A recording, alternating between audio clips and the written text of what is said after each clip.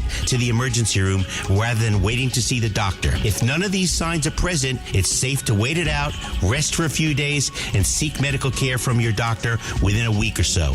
Hope that helps. Keep stretching your back. If that doesn't get better in a week or 10 days, that's when it's time to seek the orthopedic specialist. Hope this keeps you on the field, and keep listening. We'll be back soon. Keep listening for more on the road to recovery right here on 710 ESPN. Your next Subaru is waiting for you at Subaru of Glendale. Lease a brand new 2026 Subaru Outback Premium CVT for just $147 a month plus tax for 36 months. One at this payment. VIN TY521782. MSRP $37,275. $65.88 due at signing. $147 a month plus tax. Call 888-855-6434 or check out SubaruofGlendale.net. 10,000 miles a year. Model code TDD-11. Subaru Motors Finance. Lease rates extended to well-qualified buyers with above average credit. Subject to credit approval. Not all buyers may qualify. Security deposit required.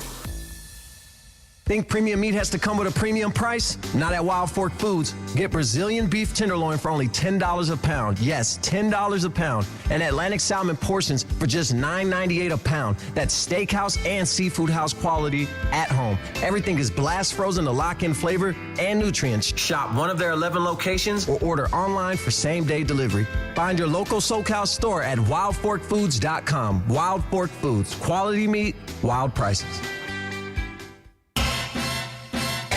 America is turning 250 years old, so we're celebrating 2 weekends at Morongo. Now your top reasons to visit Morongo. Drive-in movie night at Oasis Pool. Movies, popcorn, and a lazy river. Number 2. Stop by for a free commemorative Independence Day cap. Pick it up at Morongo Rewards, the Fort. And the number 1 reason. $250,000 cash giveaway. Earn entries playing your favorite games now. Be here July 3rd to win. Morongo, good times. Progressive knows that boat days can come with unexpected problems. Oh no, I dropped my lip balm in the water. I can't think of anything worse than the looming threat of potentially having chapped lips. It was ginger vanilla too, my favorite flavor. If a real problem comes along, your boat's protected 24/7 with Progressive, so you can keep worrying about boater problems. Progressive Casualty Insurance Company and Affiliates, not available in D.C. In a contracting business, you're either growing or you're grinding. Success is no longer about hard work alone. It's about using AI to accelerate impact. Service Titan is the only integrated intelligence that seamlessly automates your entire workflow, from first call to final invoice. Born in the trades, built for visionaries ready to stop operating and start automating. Service Titan, AI for the trades. The home of USC football, and now the home of The Rich Eisen Show. Weekdays 9 a.m. to noon, KSPN Los Angeles, a Good Karma Brands radio station. Previously on the Sedano and Kap morning show. Give me another breaking news sounder. Go ahead, Lindsay. Just in from Sham Sharania of ESPN, free agent /center Sandro we'll just call him Mamukelashvili has agreed to Alex is the easiest way to pronounce it. Mamukelashvili. Mamukelashvili. Mamukelashvili. Boom. Got it. Yeah. Mamukelashvili has agreed to sign a 4-year, $52 million deal with the Lakers with a player option for the 4th season. Oh, baby. Wow. All these player options, man. Hey, you got to give it up again. You got to give it up to these guys. They lost LeBron yesterday. LeBron said they don't play meaningful basketball. We have a different philosophy on how to build championship teams. And now they're adding a lot of size. The Sedano and Kap morning show is on the air. By the way, can stand by? Yeah. Because I want that for a promo, but I don't want it with the Russian national anthem in there, so I had to restart it. So here, I'll finish my sentence. That's your fault. That is my fault. I didn't realize it was in that one audition mix. Okay. 3, 2, 1. Go ahead. The biggest show in ESPN LA history. George Sedano, Scott Kaplan. The Sedano and Kap morning show. What'd you say? You can't have a pie without Cool Whip. Most pictures. Yeah, okay. What pictures of me? No, there's no pictures of that. A little sabor? Yeah, I don't think people like being called hacks. You're the weirdo on the radio. No. Giant Mexican, horn section. Did you have me on your show to berate me? Is that what you're doing now? Give me a freaking break.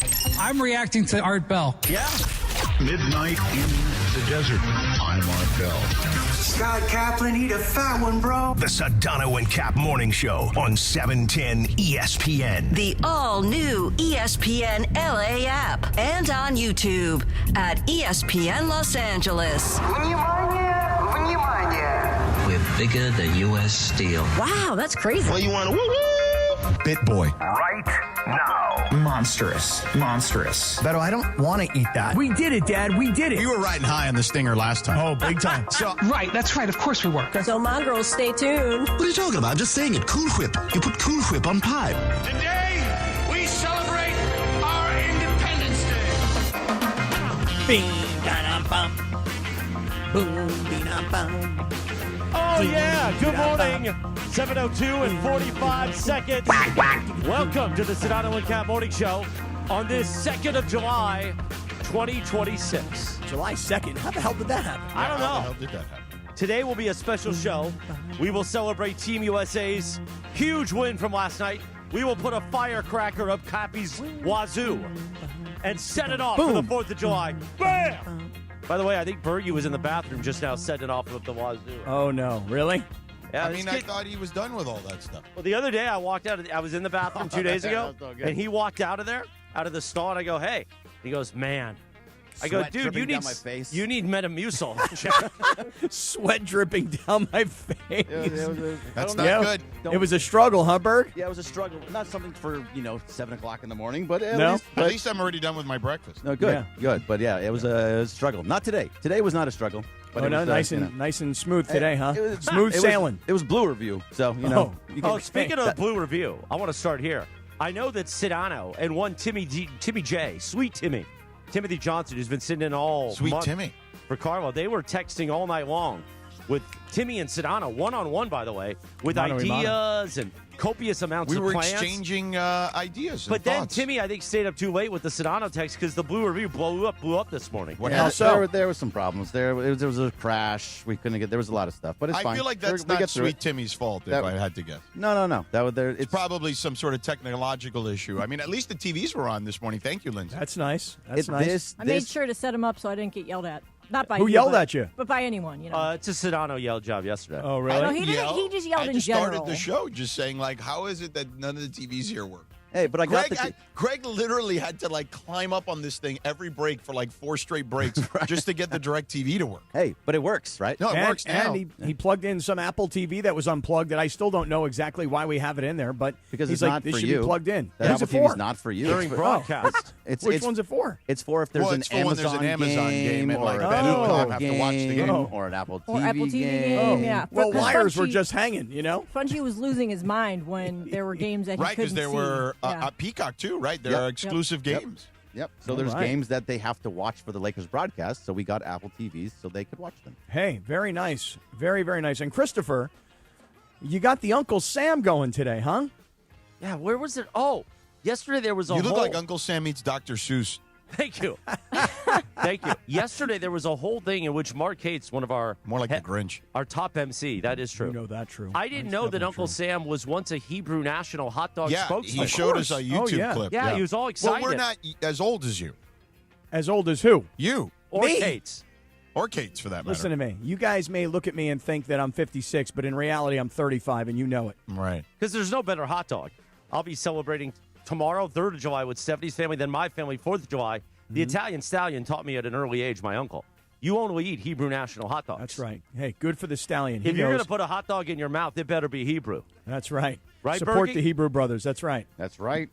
Love You the know Hebrew it. National. Snappy. They're a little snappy. Yeah, and they're blessed by a rabbi. By the way, we got to find a rabbi to come in and bless the summer of Schwanz on July 9th. I think I got the right guy. You got a rabbi on call?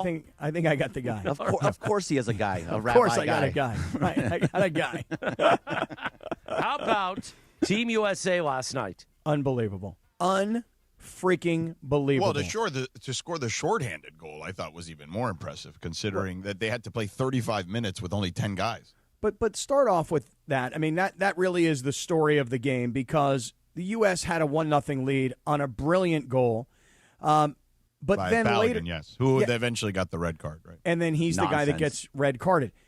Listen, okay, look, I get it, right? The Olympics come, we all watch gymnastics. None of us watch gymnastics other than the Olympics, okay? The World Baseball Classic comes, and we're all into it because we support our countries. Last year, the Olympics, hockey, Canada, USA. All of a sudden, we're all into hockey. Yeah. Right now, we are all soccer crazy. Yeah. I get it.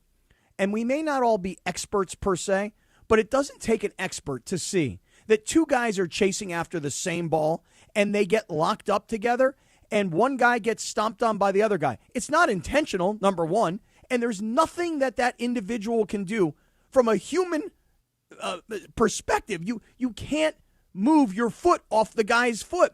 And so to slow it down, slow-mo it, freeze frame it, and everything else. That's not the spirit of VAR to do still shots. Like that is not what it's supposed to be.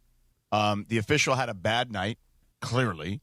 Everyone, after the fact, on both sets on Fox, ripped the official, whether it was Thierry Henry or the American set with Lawless and those guys and Carly Lloyd. They all ripped him to shreds because that absolutely is what he deserved. Yeah, but George, you can rip to shreds all you want. Well, there's nothing that can change now. Right. There is no appeal process. There is no FIFA going back and going. Right. This isn't the NBA where they can rescind a technical. Yes, exactly.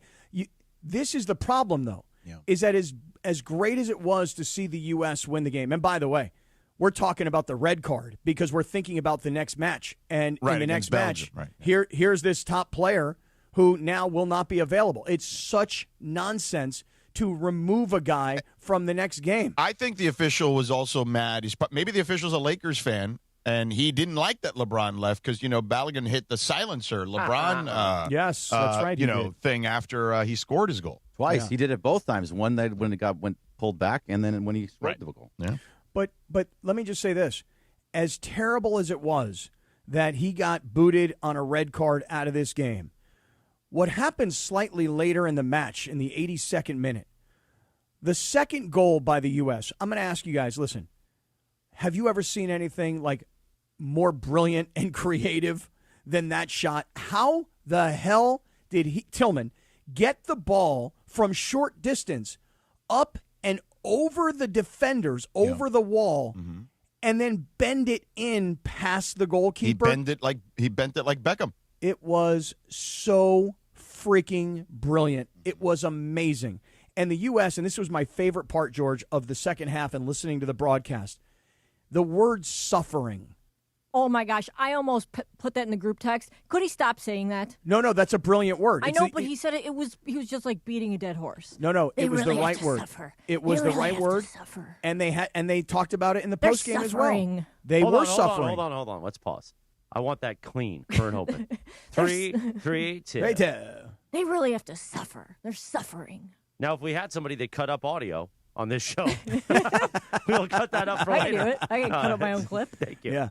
Seriously, though, it was suffering because when you take one guy off the field and everybody else has to give that much more effort and energy, when, your life in soccer is on the line, that's what it is. Your legs are going to get heavy. You're going to run as hard as you can, as fast as you can, and you're going to have to make up for one man down, and that's what ultimately happens. You are suffering out there. And I just thought it was an amazing night to be a U.S. fan. Now, you got Canada who's made it through, Mexico who made it through, and the U.S. has made it through. So all three host countries are now into the next round. Awesome. Absolutely freaking awesome. Mm-hmm. George, you think it was awesome? It's pretty awesome. I am a little worried about the next round, though. Understandably so. Yes, I understand. Monday night, is that right? Is it Monday night in Seattle? Right, back to Seattle. Yeah. So, listen, I'm of the opinion, and I don't know anything about international soccer, and I just admitted to you. The World Baseball Classic, I'm into it. The Olympics, I'm into it. World Cup, especially on our home territory, I'm into it. I don't know anything about soccer, but I believe that the U.S. can win this World Cup. the whole thing? You think they win? I mean, World Cup? I think You're laughing at this? Yes, I think you believe that because you want to believe that because you have them in our World Cup pool. Well, that's number one, but number two, this has been going on now for 36 years. That the U.S., or maybe it's 32 years, that the U.S. has been building. Listen, they're to a point of respectability. They're much better than they've ever been. They have way better athletes than they've ever had. They have guys who have come through the system in a way, despite the system being all screwy plenty of times, that have come through the system and are now flourishing, right? To your point, I totally agree with that.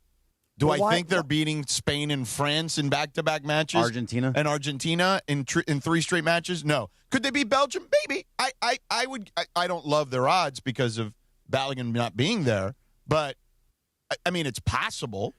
Well, but they're not going through that gauntlet, Cappy. Yeah, but listen. I'm not trying to. I know America's about to celebrate 250 years, right? But I'm going to be the realist here, and that is a gauntlet that very few could get through. I'm not going to be a realist here, and here's why.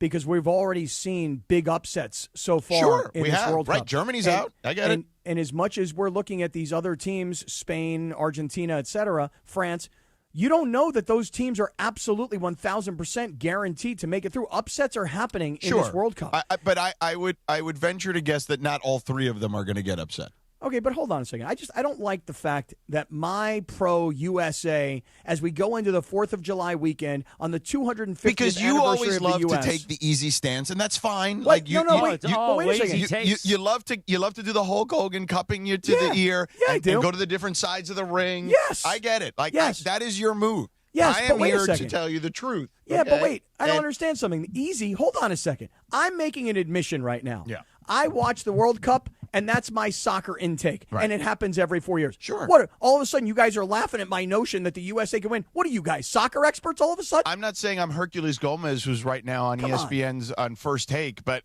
who played for Team USA. But I've watched enough soccer to know over the last decade plus that the USA is not going to get through that gauntlet of really insane talent that they'd have to get through between France, Spain, and Argentina. You guys, you're underestimating the heart of the U.S. Yes, Come I on. underestimate You the are heart of it, underestimating right. the heart Yes, I know. of the U.S. on the 250th anniversary, I am. on the 4th of freaking Listen, July. if the U.S. beats Belgium without Balogun, okay, if they would have beat him with him, okay, and get to a quarterfinal, they should throw a parade in every city in America, okay? But the reality is if they do it without him, they should definitely do it. Because anything beyond this anything now, to be honest with you, is gravy, okay? And if they get past this next match, there should be a real celebration that the U.S. has cracked the top 10 in the World Cup and is a top 8 team at that point. All right. Bergie, I'm a little offended, just so you know. I'll give you this, Cappy. But you're laughing at me, No, Bird. I'm Come on. laughing because it's funny, because you're a funny guy. But Funny guy. Funny how? Funny how? I'm here to amuse you, Hendry. I'm here to make you laugh. Yes, That's you a are. Goodfellas reference And for that- everybody that doesn't know. Yeah. But you took the Knicks. I mean, so I'll give you that. You took the Right. Lakers against the Rockets. Listen, I'll give you that. I know you're on. You feel like you're on a heater right now. You're like the NBA player who's hit like 4 straight threes, and now he's like, hey, why not a 5th one? Like Lonnie Walker the fourth. Like, when he comes in and just hits a couple of shots. Cappy was dismissed when he took the Knicks. Sedano, you dismissed him. Well, I dismissed him, but Brian Windhorst agreed with him. There were plenty of people that agreed with him. I just didn't agree with him. Yeah, well, listen, Alexi Lawless is agreeing with me right now. Clint Dempsey is agreeing with me right now. Zlatan Ibrahimovic is agreeing with me. Zlatan. What did I say? What did I say? You don't. Zlatan. I mean, listen. You better start working on those names. They got Sandro Mamukelashvili here now. No, we don't. We have Mamu. That's who we have here now. Okay, George. That's what I'm sticking with. Just the same way you called Tua. By the way, you call Giannis. I went on a little deep dive on Mamu yesterday. Oh yeah. I like what I see. Yeah. Was that while you were texting with Timothy Johnson all day? Sweet Timmy, yeah. Sweet Timmy. How did he get the nickname Sweet, by the way? I don't know. I just said it because I needed a hook. Yeah, but you called Sweet T. By the way, Travis. Yeah, who cares? No. That was not Chris who called him that. That was LZ that started that. Your friend LZ. Oh, he is my BFF. Did you text him to wish him happy 4th of July? I will on the 4th of July, for sure. Maybe he'll send you back a picture of the hot dog. Oh. It's 7:16. Oh, really? Just let it breathe, Cappy. Just let it breathe. You know what you could have done since the Sedano and Kap morning show started? Well, do it this 4th of July weekend. It's a long weekend. Go see our friends at Valvoline Instant Oil Change. Over the 15-minute drive-through oil change. Visit SoCalOilChange.com for a location near you. They were Still pissed about that red card. I mean, by the way, Argentina has the easiest path ever to get to the final, it feels like. Give me the schedule of how Well, they're playing Cape Verde next, okay? Mm-hmm. Then they'll play the winner of Australia and Egypt. That's a win. Then after that, they would face the winner of either Switzerland, Algeria, Colombia, or Ghana. Hey, Greg, Let's did go Ghana. they adjust the mic processing? I don't know. Because when you're off to the side, I can't hear you now. And it used to be I could hear you. I mean, I've done this way forever. So now they've made an adjustment because now it doesn't sound right. All right. So, I'll do this. Put it in the note. Put it in your face, man. Yeah, no. put it Should I right put it in in my your- face? Is that what Yeah, you're saying? put that thing Yeah, right a little in like this? There you go. Bergie, Now maybe you for the go. end of the show, we'll all put it in your face. Well, I don't Good. need that. Thank you, though. Oh, quack, quack, man. Oh, yeah, Jeez, quack, quack man. for The the kids. 19th or the 9th. Got a few more days. Yeah, that's right. Summer of Schwanz comes on the 9th, not until then. But all I'm just going to say is this, because this is where my head is. Last night, I got done, George, watching this USA game, right? And that was it for me. Right. I was now, done do you for the want to night. have Hercules on? I could text him. He was just on First Take. I would love to have Hercules What on. time and do then you want to Hercules- have him on? Hercules can then school you guys how the U.S. is legitimately in this thing, and we should I'm not not saying they're dismiss not them. legitimately in this thing. I just said you just said they're going to win the World Cup, and I said They could win the World Cup. I mean, yes, you could also get struck by lightning tomorrow. Hey. Not in L.A. I mean, that would be tough, but Yeah. maybe somewhere else. Relax, will you? Don't We put don't really that on have a me. lot of lightning around here. There was some sprinkle this morning, so It was like a little bit mist. of rain. By yeah. the way, Cappy, you missed the anime convention going on next Oh, door. what's It took going on. forever to get here. You this don't morning. even understand. Me and Chris walked through it, or me and Bergie walked through it the other night. I see what's going on. I mean, all No, of but Figueroa it's like is for closed real down. going on today. Yeah. Like, yeah. In the actual convention. The center. amount of traffic at 6:15 in the morning around here is incredible. Hey, guys, I don't know what anime is, by the way. I really It's do not know. Japanese animation. Oh, it is? Yes. Yeah. Oh, well, it's a big convention. I'll tell you that right now. I They was closed looking down all of for Figueroa. I was looking for a furry on Figueroa this morning. Oh, you'll find one for sure. The Was that Starbucks, alliteration, or was it just the You want Starbucks furry at 4:30 Figueroas. a.m. There was people waiting outside for it to open. No way. Yeah, no, there's a line around the block, man. Yeah. Really? Like I and on like on Pico too. Like there's a line of people, there's a line of cars. It was not easy getting off the 110 today. Nobody told the anime convention that the World Cup was going on right now. My God, there's a lot the going same on. week every year, though. Oh, it is? Yeah, because Wendy always says that his visit for the start of free agency always coincides with the BET Awards and the anime convention. Yeah. Well, they got that whole road closed down, Jack. I'll tell you that. Cappy, you'd be proud today. Lindsay did a great job. The TVs. I got Amanda Anisimova on one TV. I got First Take on the other. Yeah. We're Is working today. Is it a coincidence that you're there and all the TVs are on and I'm not there and all the TVs are on? They Like were when I'm on there? yesterday. Well, I turned them on though. When I go to Omaha next year to hang out with Wendy, I wonder if him and I could dress up as furries. Like Wendy and Morales, the furry weekend. Yeah. Cappy, you don't want to be on the tape? I mean, yes. Wendy's going to take a little convincing, I think. Join the. I actually don't think so. Join the Sedano and Kap Morning Show. That's us live from Hollywood Park Casino next Friday, July 10th. We will be pressing the flesh with you from 7 to 10 a.m. Be part of ESPN LA's pre-match celebration before one of the summer's biggest international soccer matches, powered by Milagro Tequila. Tequila never tasted brighter. Milagro Tequila, please enjoy responsibly. That's right. Join us next Friday at HPC. Cappy's going to be dressed as a furry, maybe. The Sedano and Kap Morning Show. We're just getting rolling on this pre-4th of July celebration, Jack. Morning Show. We'd like to thank our founding partner, LAX, Los Angeles International Airport, where change is in the air. Learn more at lawa.org/ESPN. This is the Sedano and Kap Morning Show. Hey guys, it's Sedano. Next time you're at my home away from home, LAX, look up. You'll see the future of travel in action. It's the all-electric Skylink train. It's now testing, and trust me, this is a game changer. What does it take to build a champion? It takes round-the-clock preparation. And soon, Skylink will connect you to the airport terminals, the new rental car center, and LA Metro. From practice to prime time, the LAX Skylink. Fast, free, and built for LA. In testing now to help you skip the traffic later. Hey guys, if you're heading into summer without a medical emergency kit, you're taking a risk most people don't think about until it's too late. Summer colds linger and can turn into sinus infections that could last for weeks. Getting sick right before vacation can derail everything. And when you're traveling, finding a doctor and a pharmacy can be really stressful. That's why I ordered a medical emergency kit. It's like having an urgent care and a pharmacy right at home.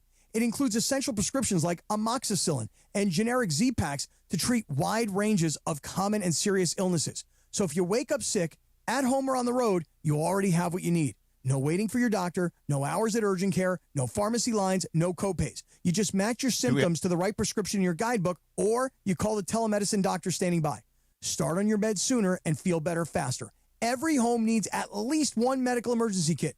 Order yours online in minutes, and it's shipped to your door. Save $45 with our promo code 710 at urgentcarekit.com/710.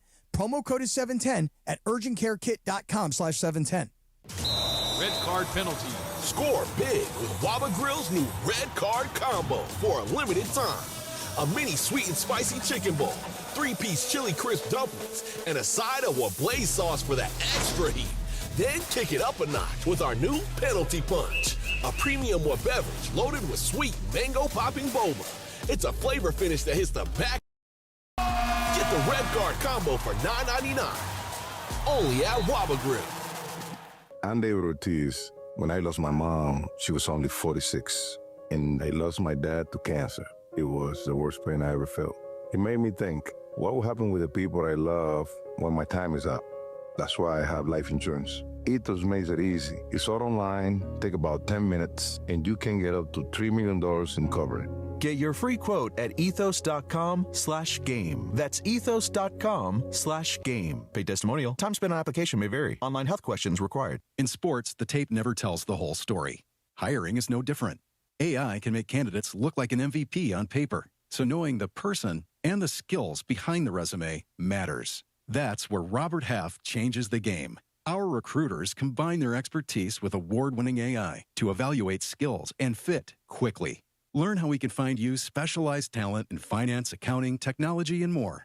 At Robert Half, we know talent. Visit roberthalf.com/talent today. The Sedano and Kap Morning Show, weekdays at 7 a.m. on ESPN LA. And he's sitting there in this coffee shop, and I'm looking at him, and he kind of realizes I'm checking him out a little bit, you know, and he's like thinking to himself, what's this Aqua Velva looking at? You know what I'm saying?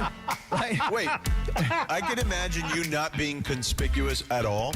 Well, or being completely conspicuous, What's actually. this Aqua Velva look? Yeah, right. And so he's looking. The Sedano and Kap Morning Show. Listen ourselves. I'm Han. I'm France, and we want to pump you up. Weekdays at 7 a.m. on ESPN LA. I'm heading to the next block. Oh, yeah. 7:24. Good morning.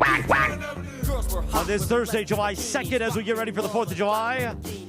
On this day, back in 1990, Vanilla Ice released the song Ice, Ice, Baby as a single. Come on, Sedano. I know you know every word. Come on. Not anymore, but maybe like 1990, whatever I did. In my 5.0 with my rag top down so my head I think you're can on the blow. wrong line. I know, but that's what I know. You know what I mean? Like, so that's the only part I really know at this point. You know what You I know mean? what I mean? If there was a problem, yo, I'll solve it. Check out the hook while my DJ revolves it. Yeah. Michelle Smallman from Unsportsmanlike will join us at 7:45. Is it true we have Momo today, too? Yeah. Momo, and then 8:30. Big Perk Yeah. in studio in the digital hour. 9:30. Oh, yeah? Oh, Nice. you're missing Big Perk in studio? I know, I feel terrible. I'm going to ask Big Perk if he's into furries.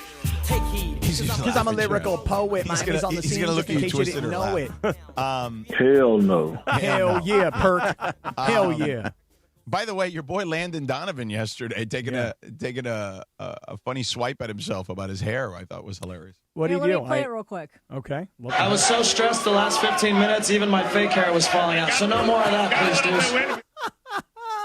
I saw that. I was just like, why? Well, you got to own it. When everybody yeah. knows Honestly. you got fake hair, you might as well own it. Yeah, I Yes, did. it was funny, but it just has me wondering why people choose. Like, why did he, especially somebody who's plans to be on TV for a while, why choose to do the fake hair instead of just getting the transplant? You know? When you Seems say like a the lot of fake work. hair, it's not a wig. It's not a Yeah, not it's a an rug. actual transplant. Yeah. Oh, I Yeah. thought he got a hairpiece. No. It's not a hairpiece. He went to Turkey. Oh, okay. Well, good for Turkey him egg. then. Turkey He went egg. to Turkey Yeah. Boo. Okay. Turkey Boo. It wasn't funny then. It's not funny now. No, it is funny now. It is funny now. It's never going to No, be it's funny. not funny. Listen, Turkey Yay is when you beat Turkey. Turkey Boo is when Turkey beats the U.S. in the World Cup. So they're Turkey Boo. Yeah, not really. Didn't land. Nobody's buying the dad joke, huh? Nah, didn't land. It's not even a dad joke, I feel like. It's Turkey not even You know what? to be On that note, let's get to something more important. Let's get to Bergie's 3 things. All right, hit the organ. Oh, you caught me off guard on that one. I got to be honest. The Dodgers. There you go. There we go. You watch the Blue Review each weekday morning, 6:30 a.m. Marcus Grant and Gregory Arthur Bergman, presented by LAX. Then he gets on here around 7:30, does his 3 things, presented by Blue Ice Vodka. Bergman, rough night last night, but overall good trip. Yeah, overall good trip. It was a great overall trip. I think they had over 100 hits in their long. Wow. Yeah, it was great what they did offensively. My biggest thing is, do either of you know who Charlie Barnes is? Do you think you'll ever know is who he Charlie cousins with Austin? Right, maybe. No. Yeah. Dude, Bergie, this is one of those guys that when you click on his name because you don't know who he is. He doesn't have he has like an avatar. like not a Minnesota not a Twins. face. Yeah. Right. He got a Minnesota Twins hat on, you know? Right, yeah. Oh, I thought it was just like a silhouette. It's not even like the black anyone. silhouette? Yeah. No. So Charlie Barnes was brought up yesterday to be a sacrificial lamb? Yes, to exactly that. Remember Tyler Honeywell when he did that against the Mets in the playoffs 2 years ago, when he just sat there and he took like 4 innings off to save the bullpen? That's what Charlie Barnes did yesterday. It was perfect. It was exact. He gave you 7 innings. It didn't matter if he was good or bad. It saved the bullpen. It didn't. It was allowed for Shohei Ohtani to be moved to Friday. Like, thank you, Charlie Barnes, for your moment up here and your service in LA and your service. You're hopefully get a ring the next time you are sometime in LA, because you're probably never going to be seen again. Maybe as like call up every once in a while. But give him a little love. No, to I your love point. it. Yeah. Give him your love, because he sacrificed for the good of the team. Yep. And yeah, he may have given up a bunch of 12 hits and 7 earned runs, but he's looking at the other guys going, hey guys, you're fully capable of scoring more than 7 runs. You know, you guys could cover me a little bit. I mean, I am just out here sacrificing for you guys. Help me out here. How about a couple of hits? How about a couple of runs? Yeah, no. So, Charlie Barnes, thank you for your service. Yes. Enjoy Oklahoma City for the rest of the year. Hey, listen, he enjoyed Sacramento. It's a minor league ballpark. He felt right at home. Exactly. So, because he was only up because Shohei Ohtani got moved to Friday. And so why did he get moved to Friday instead of Wednesday? First of all, they didn't want him to play in Sacramento at that minor league ballpark, because who knows what's going to happen there. Wait, why though? Because that park, just the ball flies out of there. It's so hot there that it's just home runs galore, hits fall in weird places. So they didn't want to make him look bad and mess up his ERA? Well, it's partly that, and also to give him a little extra time so he can move. What they said was so they could line him up with the Padres. That doesn't matter when you're playing a team. Though. It does, but if the Padres are 12 games back, right? They mean before nothing. the All-Star break. You're not like setting it up for the Padres. No, but think about Dave. Just think about Dave's mentality. You know, I just like to keep on sticking it to the Padres. So you know what? I'll wait on Shohei. I'll give him an extra day's rest. And you know what? Maybe I'll just have him go out there and no-hit you guys. Yeah, it's really because they could have done that and moved Roki back a day. Roki can always use an extra day too, but they didn't. They moved him to Friday, and left Roki in today. I just think they want to get 2 starts out of him before the All-Star break, and then be able to say, oh, well, he pitched twice, so we don't want him pitching in the All-Star game too.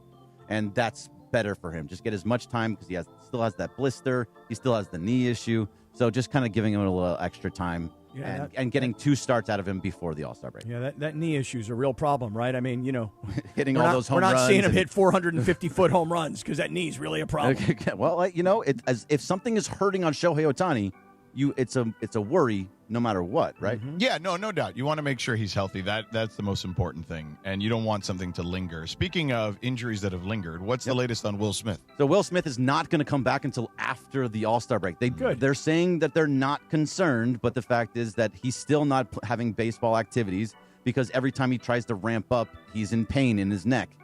So pain in the neck. For something that went from he slept on it wrong to now being out for over a month, it's a little concerning. I think he won't be back till after the All-Star break, but really, hopefully, that's just give him as much time as possible to be fully back to where he needs to be.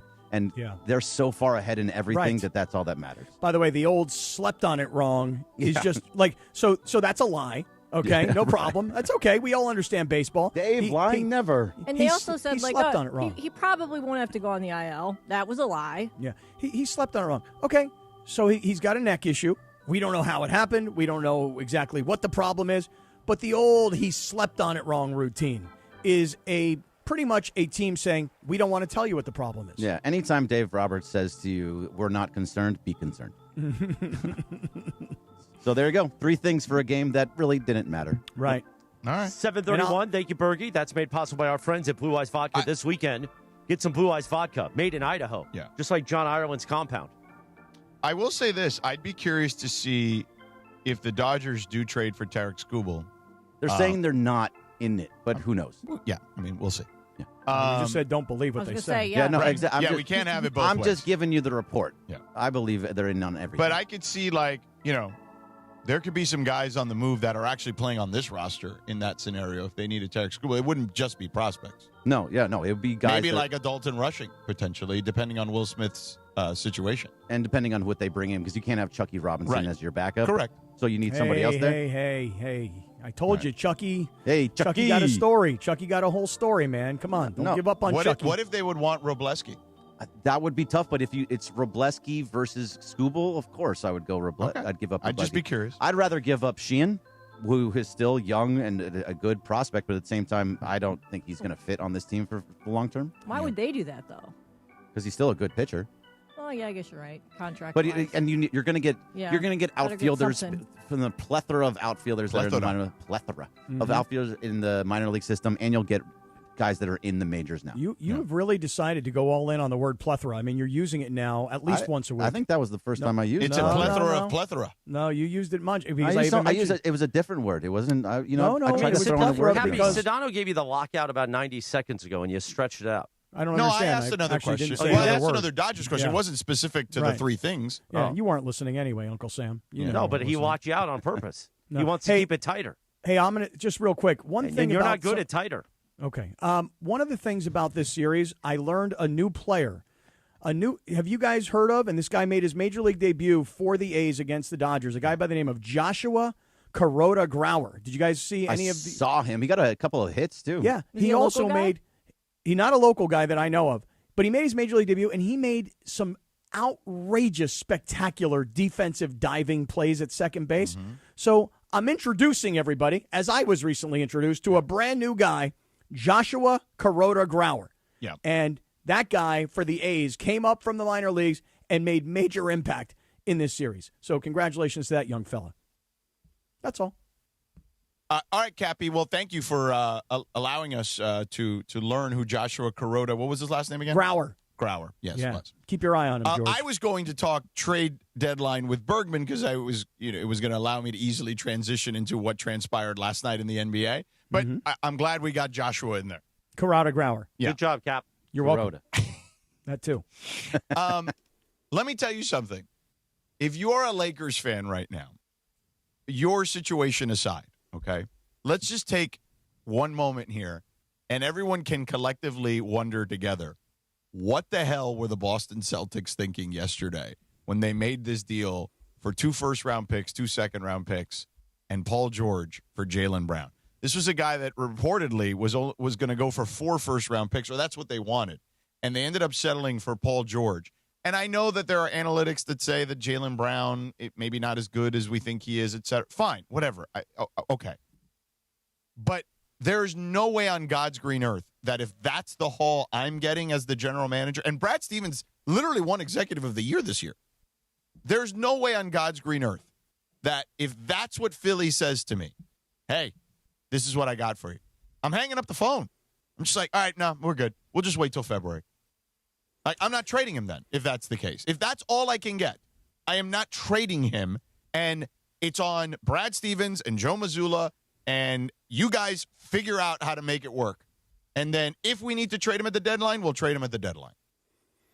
Yeah, but here's another perspective. That trade, honestly, I thought about this last night. Tell me, what are you thinking about?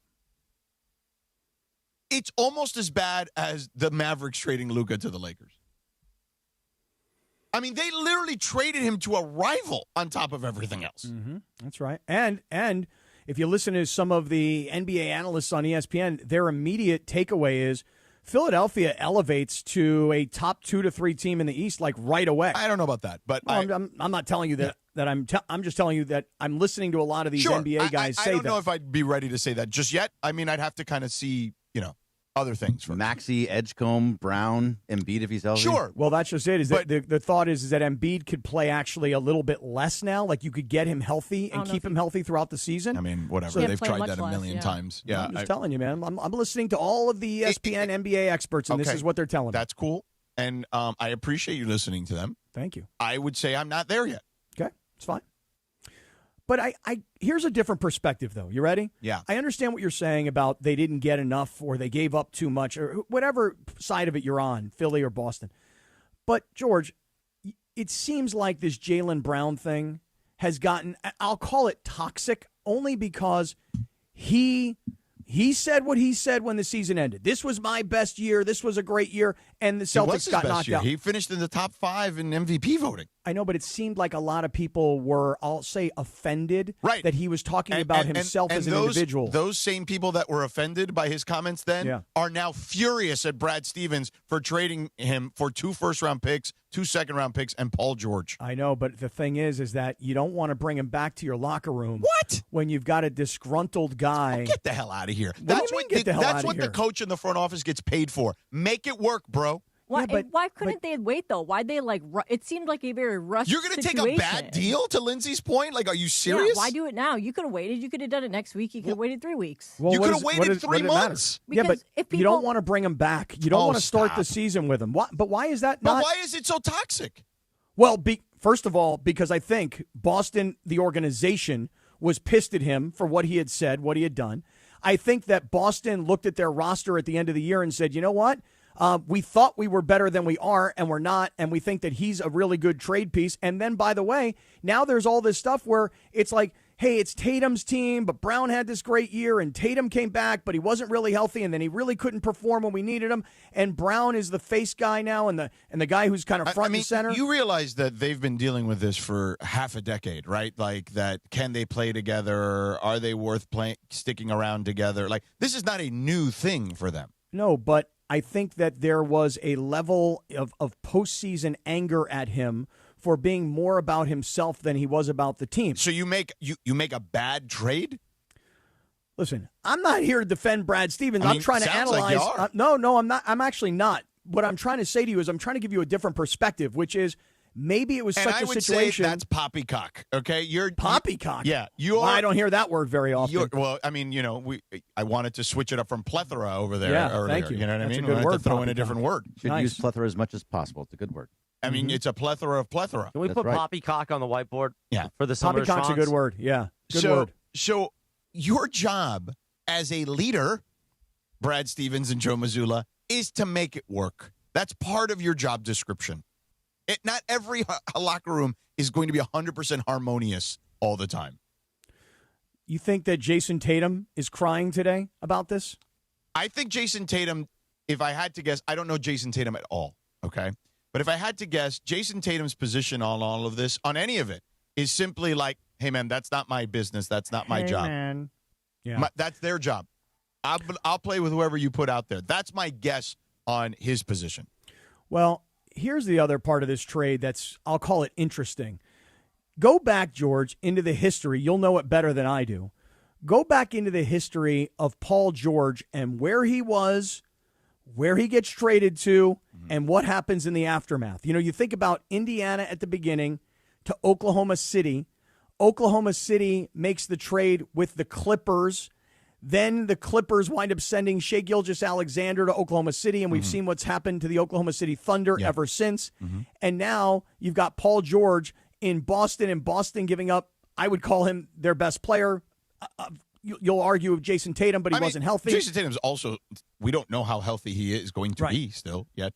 So I guess what I'm thinking about is everywhere Paul George has been. Indiana, he leaves Oklahoma City over to the Clippers. Oklahoma City becomes a championship team. The Clippers become trash, even though they've got 2 all-star players. And then he leaves and goes to Philadelphia, and they're not any good, frankly. And now he's to Boston.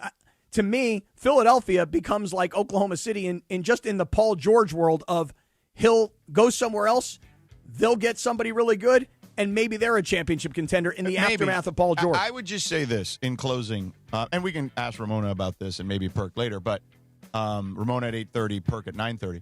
But the reality is this. if Jaylen Brown was upset, if the Boston fans or whatever, or the Boston organization was upset because he said what he said on his live stream, then they also need to look at themselves in the mirror a little bit and be like, hey, man, he's not wrong. We just don't like the tone of his commentary. And then I would also say that if he was upset that they were trying to trade for a generational talent in Giannis, even though he's 3+ years older than him, then he needs to understand this is a business. And they also need to understand their job is to make things work and not take a bad deal, because they took a bad deal. Yeah, you know how fragile these guys' egos are, though. Come on. Right, but the front office people should not have those kind of fragile egos. They're like, we got to get him out of here before he becomes completely toxic. Guess. I mean, whatever. 7:42 on a Thursday, the day before the 4th of July holiday. Pat Riley might have put the nail in the Celtics this offseason for like the 50th time in his career. It's a beautiful thing. Cappy, you know what else is a beautiful thing? We get ready for Michelle Smallman, by the way. Going to join us in a few minutes. Safe space, yeah. For Michelle's safe space. But a beautiful thing is when we know a guy who, he's the type of guy that his schwanz has been in the room for 10 minutes before he gets in. That's 10, not 11. That's the general manager, John Good of George Chevrolet. I know you want a Corvette. John Good, he's the kind of guy, he walks in with confidence as he says, hey, sucker, I'm going to get you that Corvette because you're in a midlife crisis.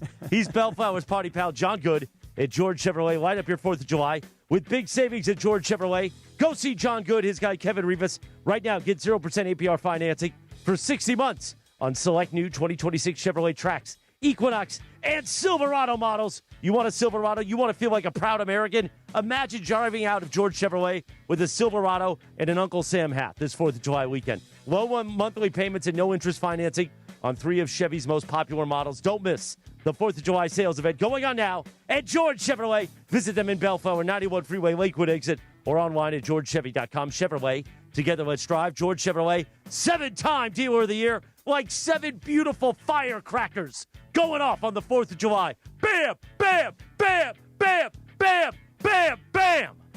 Oh, it feels good, Cappy. So does Michelle's Safe Space. That's next on the Sedano and Kap Morning Show. The Sedano and Kap Morning Show. At Uline, the prevailing opinion is, if you don't live it, you don't believe it. The people at Uline believe in hard work, and they live it by being there 24/7 to answer your call, having 41,000 items in stock, and offering same-day shipping from 12 locations across North America. Business owners, sellers, buyers, shippers, and packers believe it. Uline is the hard-working, dependable source for your shipping and industrial supplies. Visit uline.com. Your next Subaru is waiting for you at Subaru of Glendale. Lease a brand new 2026 Subaru Outback Premium CVT for just $147 a month plus tax for 36 months. One at this payment. VIN TY521782. MSRP $37,275. $6588 due at signing. $147 a month plus tax. Call 888-855-6434 or check out SubaruofGlendale.net. 10,000 miles a year. Model code TDD-11. Subaru Motors Finance. Lease rates extended to well-qualified buyers with above average credit. Subject to credit approval. Not all buyers may qualify. Security deposit required. Put it right in your mouth. I'm here with Angelica, and getting a DUI is serious business, isn't it? It's a process, Cappy, and if you don't take action within 10 days, you run the risk of some pretty serious consequences. Start by calling or going to fixmydui.org. One of many things Fix My DUI does is help individuals rebuild their lives through stability and reducing the risk of future mistakes. We do this through education and ongoing support. So the first thing you do, visit fixmydui.org or call 888-607-7077. We can help. Hey, it's Rich Eisen for Pella Windows and Doors. Sometimes teams take a time out to regroup and call the right play. When it comes to your home, Pella Windows and Doors always has the winning game plan. They're not just window and door experts. They're experts at taking care of you and your home. At Pella, they find the products that meet your needs and their experts install them. They do it every day, and that's why your neighbors trust them. Discover why Pella is a trusted choice for homeowners everywhere. Visit Pella.com/Eisen today. That's Pella.com/Eisen. My name is Whitney Allen, and I'm a widow. My husband, Ryan, died. We never thought we'd ever have to use life insurance, but the unexpected happened. With Ethos, signing up was fast and 100% online. You can get a quote in seconds, apply in minutes, and get same-day coverage. No medical exams, and you can get up to $3 million worth of coverage. I'm grateful we were prepared. Get your free quote at ethos.com/play. That's ethos.com/play. Paid spokesperson. Time spent on application may vary. Online health questions required. You hear Michelle Smallman first thing in your day. Hi, it's Michelle Smallman. From 3 to 7 a.m. on Unsportsmanlike on ESPN LA. Then Thursdays around 7:45, she joins the Sedano and Kap Morning Show. But Michelle, you know who Mario and Luigi were. Of course. I mean, I'm Italian. Of course I know Mario. Right, I was just going to say. It's over to here. me. It's right over here. It's right over Those are here. our guys, please. Yeah. Yeah, I mean, two Italian plumbers. You're Italian. Exactly. I know. You know? Wait, those guys are plumbers? They're plumbers. She joins the Sedano and Kap Morning Show with Michelle's Safe Space. And this week I want to start something new, okay? I want to be able to do the bits and talk about the things I'm not allowed to talk about on our show on Sportsmanlike. Let's call it Michelle's Safe Space. Michelle's Safe Space, right now. 7:47. Good morning. The Sedano and Kap Morning Show on this July 2nd. We get ready for the 4th of July holiday. Cappy, I remember waiting in line for this one. 1997, Men in Black was released 4th of July weekend. Will Smith has a lot of 4th of July. Yeah, Independence Day was 96 the year before. Yeah. He's had several. Cappy, are you still banning your Will Smith thing? Yeah. So what happened is you started playing this song, and it's always the same thing for me. I'm like, oh, this makes me move. Yeah. And then all of a sudden I realize it's Will Smith. I hate and then, Will Smith. Yeah. Meanwhile, it is Hard time, stop. as you heard it there, time for Michelle's Safe Space. You hear 3 to 7 a.m. on Sportsmanlike with Michelle Smallman. Yes, Sedano. So, Michelle's Safe Space has been going on all week already on Unsportsmanlike because Evan Cohen, much like Cappy, doesn't know the calendar, bro. And it's like you're going to be out the week of NBA free agency. What's up with that? Well, wait a second, George. I mean, how about John Ireland? Does he understand the calendar, bro? I mean, honestly, Ireland actually works like 82 regular season games and whatever playoff And games. he's in Italy. Evan's not in Italy. Right. Evan is literally just hanging out in Westchester County. And then every time I send him a text like, hey, I know you're not working, but can you do it? I am working. I'm just not on the show. Like, settle down, Evan. Yeah. Smallman, when Cohen comes back to the show next week, just tell him, hey, know the calendar, bro. It's unbelievable that he chose this week to take off because he loves the NBA more than anyone on our show. And to your point, it's not like he's on a yacht with Magic Johnson in the Amalfi Coast hanging out in the sunshine. He's hanging out at his house. He's responding to emails. He's responding to tweets. Yeah. He's dropping things in our group chat. I'm like, what are you doing? If you're this locked into what we're saying, and obviously I know he's locked into what's happening in the NBA, he should have been on the show. That's right. And George told me last year, and I listened to him, really. He said, know the calendar, bro. I mean, you can't go off the air on vacation when NBA free agency is starting. And I put NBA free agency in my calendar a year ago. How about that? Wow. Yeah. Wow is right, Michelle. The fact you're he more listened to me organized is and prepared than Evan Cohen. Yeah. The fact that he listened to me is actually the real wow there. But I want you to repeat what you just said, though, if you could, for 1 second, Michelle. Could you repeat what you just said? Yeah, I want to make sure everyone hears this. It's very important. You are more organized and prepared than one Evan Cohen. Wow. Rest my case, Now I Your dropped Honor. the wow. Yep, All rest my right, case. Smallman, what is your safe space commentary this week? All right, guys. This one I'm going to take some heat for. I feel it. Uh-oh. So the U.S. men's national team wins 2-0 last night over Bosnia, despite a terrible VAR call on Balogun. I cannot believe he got a red card for dragging his cleats down the back of that defender's leg. Messi did it earlier in the tournament. No card for him. Feels like a targeted attack against Americans, but whatever. But this U.S. men's national team has looked amazing throughout this tournament. They've won in a variety of ways. And as we get ready to take on Belgium for our next match, I'm thinking this. Guys, I know that everyone's looking at the Argentinas of the world and the Frances of the world, and they're saying there is no chance the U.S. could win this thing. The disparity in the talent is very vast. But you know what? We've never been this good at soccer. And who are we as Americans if we're not arrogant about how good we are? If we're not delusional to the point of upsetting the rest of the world? Why don't we believe that we can win the World Cup? We're hosting this thing. They're on our turf. It's our 250th birthday. I need Americans to rally together and be the annoying, loud, brash, arrogant people we are known to be around the world and start chirping. We need to start saying that we're going to win this. Yes. And you know what else, Michelle? I'm going to take it a step further because I said the exact same thing 30 minutes ago. Anybody who doesn't believe, anybody who doesn't put their energy towards the belief of we're going to win this thing, that's anti-American on the 4th of July, on the 250th anniversary of our great country. Un-American, Sedano. All I will say is this.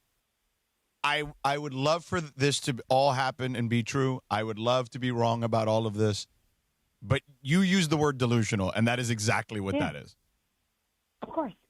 But that's Michelle, us, George. don't listen that's to him, who Michelle. we are inherently as Americans. Do you And think by the our, way, our founding fathers would accept this? Yeah, probably not.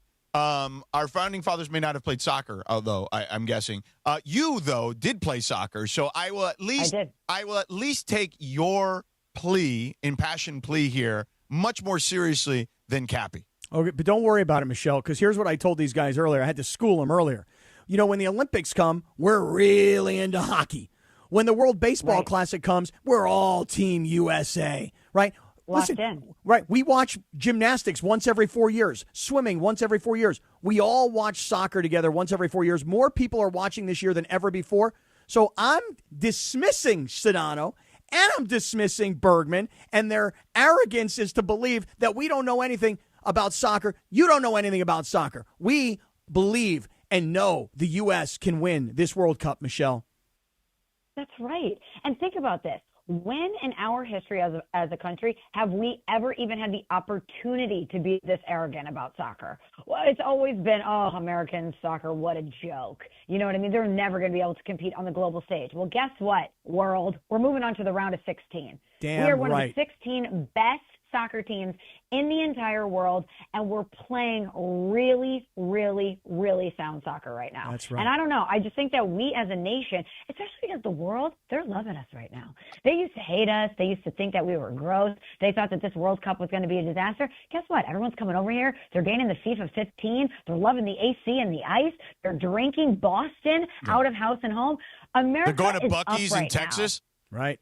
They're going to Buc-ee's. They're eating brisket. They're loving us. Yeah. This is our time to say, you know what? We're remembering who we are, and we're going to start talking some trash. Right. We're going to start chirping the rest of the world. Tell him, girl. And this is where we end up falling on our face when that happens. Of course. Yeah. No. So we need to savor this while we can. I mean, listen, in 2002, everyone thought we were going to become a soccer country when they went to the quarterfinals, and everyone was like, yeah, here we are. And then, it didn't work out. Now, I do think they're in a much better place. I think that the young men who are competing at this stage now in this particular group, I think that there could be some carryover, clearly.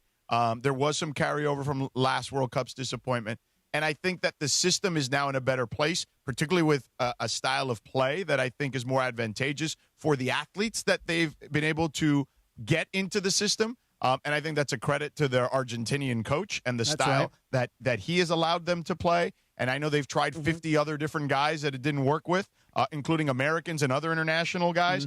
But, look, if they make – I said this earlier. If they win against Belgium, and it's very possible. I mean, Belgium is not Spain or France or – Although we did get screwed with that red card. Or Argentina, right. Ridiculous, an embarrassment. Agreed. If they happen to beat Belgium and they get to the quarterfinal, okay, the first time since 2002, we should be throwing parades down in every major American city. Okay? Disagree. Not enough. Not enough. If they somehow get past that to get to the semifinal like they did in 1930, then honestly, we should just name a day after them at this point. The great Michelle Swolman. I know Michelle needs to get going. Michelle. Hi, Michelle. Thank you, Happy as always, 4th. for Michelle's safe space. Thank you, Michelle. Way to be an American. Thanks, guys. Tell Evan to know the calendar, bro. Right, Enjoy know some that yacht calendar. ride this 4th of July weekend. Take care. More prepared than Evan Cohen. You hear that? It's not going to be often that somebody says that to you, so enjoy it. Well, I am going to enjoy it. Yeah. Just like I'm enjoying this run towards the championship of the World Cup. And you could also enjoy going to see our friends at Cadillac in Beverly Hills, George, this 4th of July weekend. Yeah, absolutely. Look, we've teamed up with the finest dealership in America, Cadillac in Beverly Hills. We know Cadillac. When was the last time you've driven one? Well, I've been lucky for nearly a year now to be driving all sorts of different beautiful American luxury vehicles like the ones you see at Cadillac at Beverly Hills. I've driven the Escalade. I've driven the Vistic, which is the hottest thing in America right now. Everybody wants one of those. My favorite, personally, the Lyric. And they start at about $400 a month if you want to lease one. The new lineup of Cadillac EVs, sedans, and SUVs define luxury at the top of its game. It's like driving on a cloud, man. And the technology is second to none. And you can find all of them, all the vehicles all at Cadillac of Beverly Hills. So go in and say hello to Dan and Grant and the incredible team over there at Cadillac of Beverly Hills. Check out their beautiful showroom at 8767 Wilshire Boulevard in Beverly Hills, or you can check them out on the web at CadillacBeverlyHills.com. Thank you, Sedano. 7:56 on a Thursday. We get ready for the 4th of July, and we get ready for Ramona Shelburne at 8:30. Big perk. Kendrick Perkins in the 9 o'clock digital hour, and more of all of the reaction and chatter about it as we get ready for the holiday. Coming up in about 3 minutes from right now. Let me remind you, tune in tomorrow at 4 p.m. for the holiday for Road to the Cup on ESPN LA. Dave Denholm and Mario Ruiz. Hey, it's me, Mario. Bring you previews, analysis, and reaction from soccer's biggest tournament and its biggest matchups. Cheer the entire Mercado all tournament long.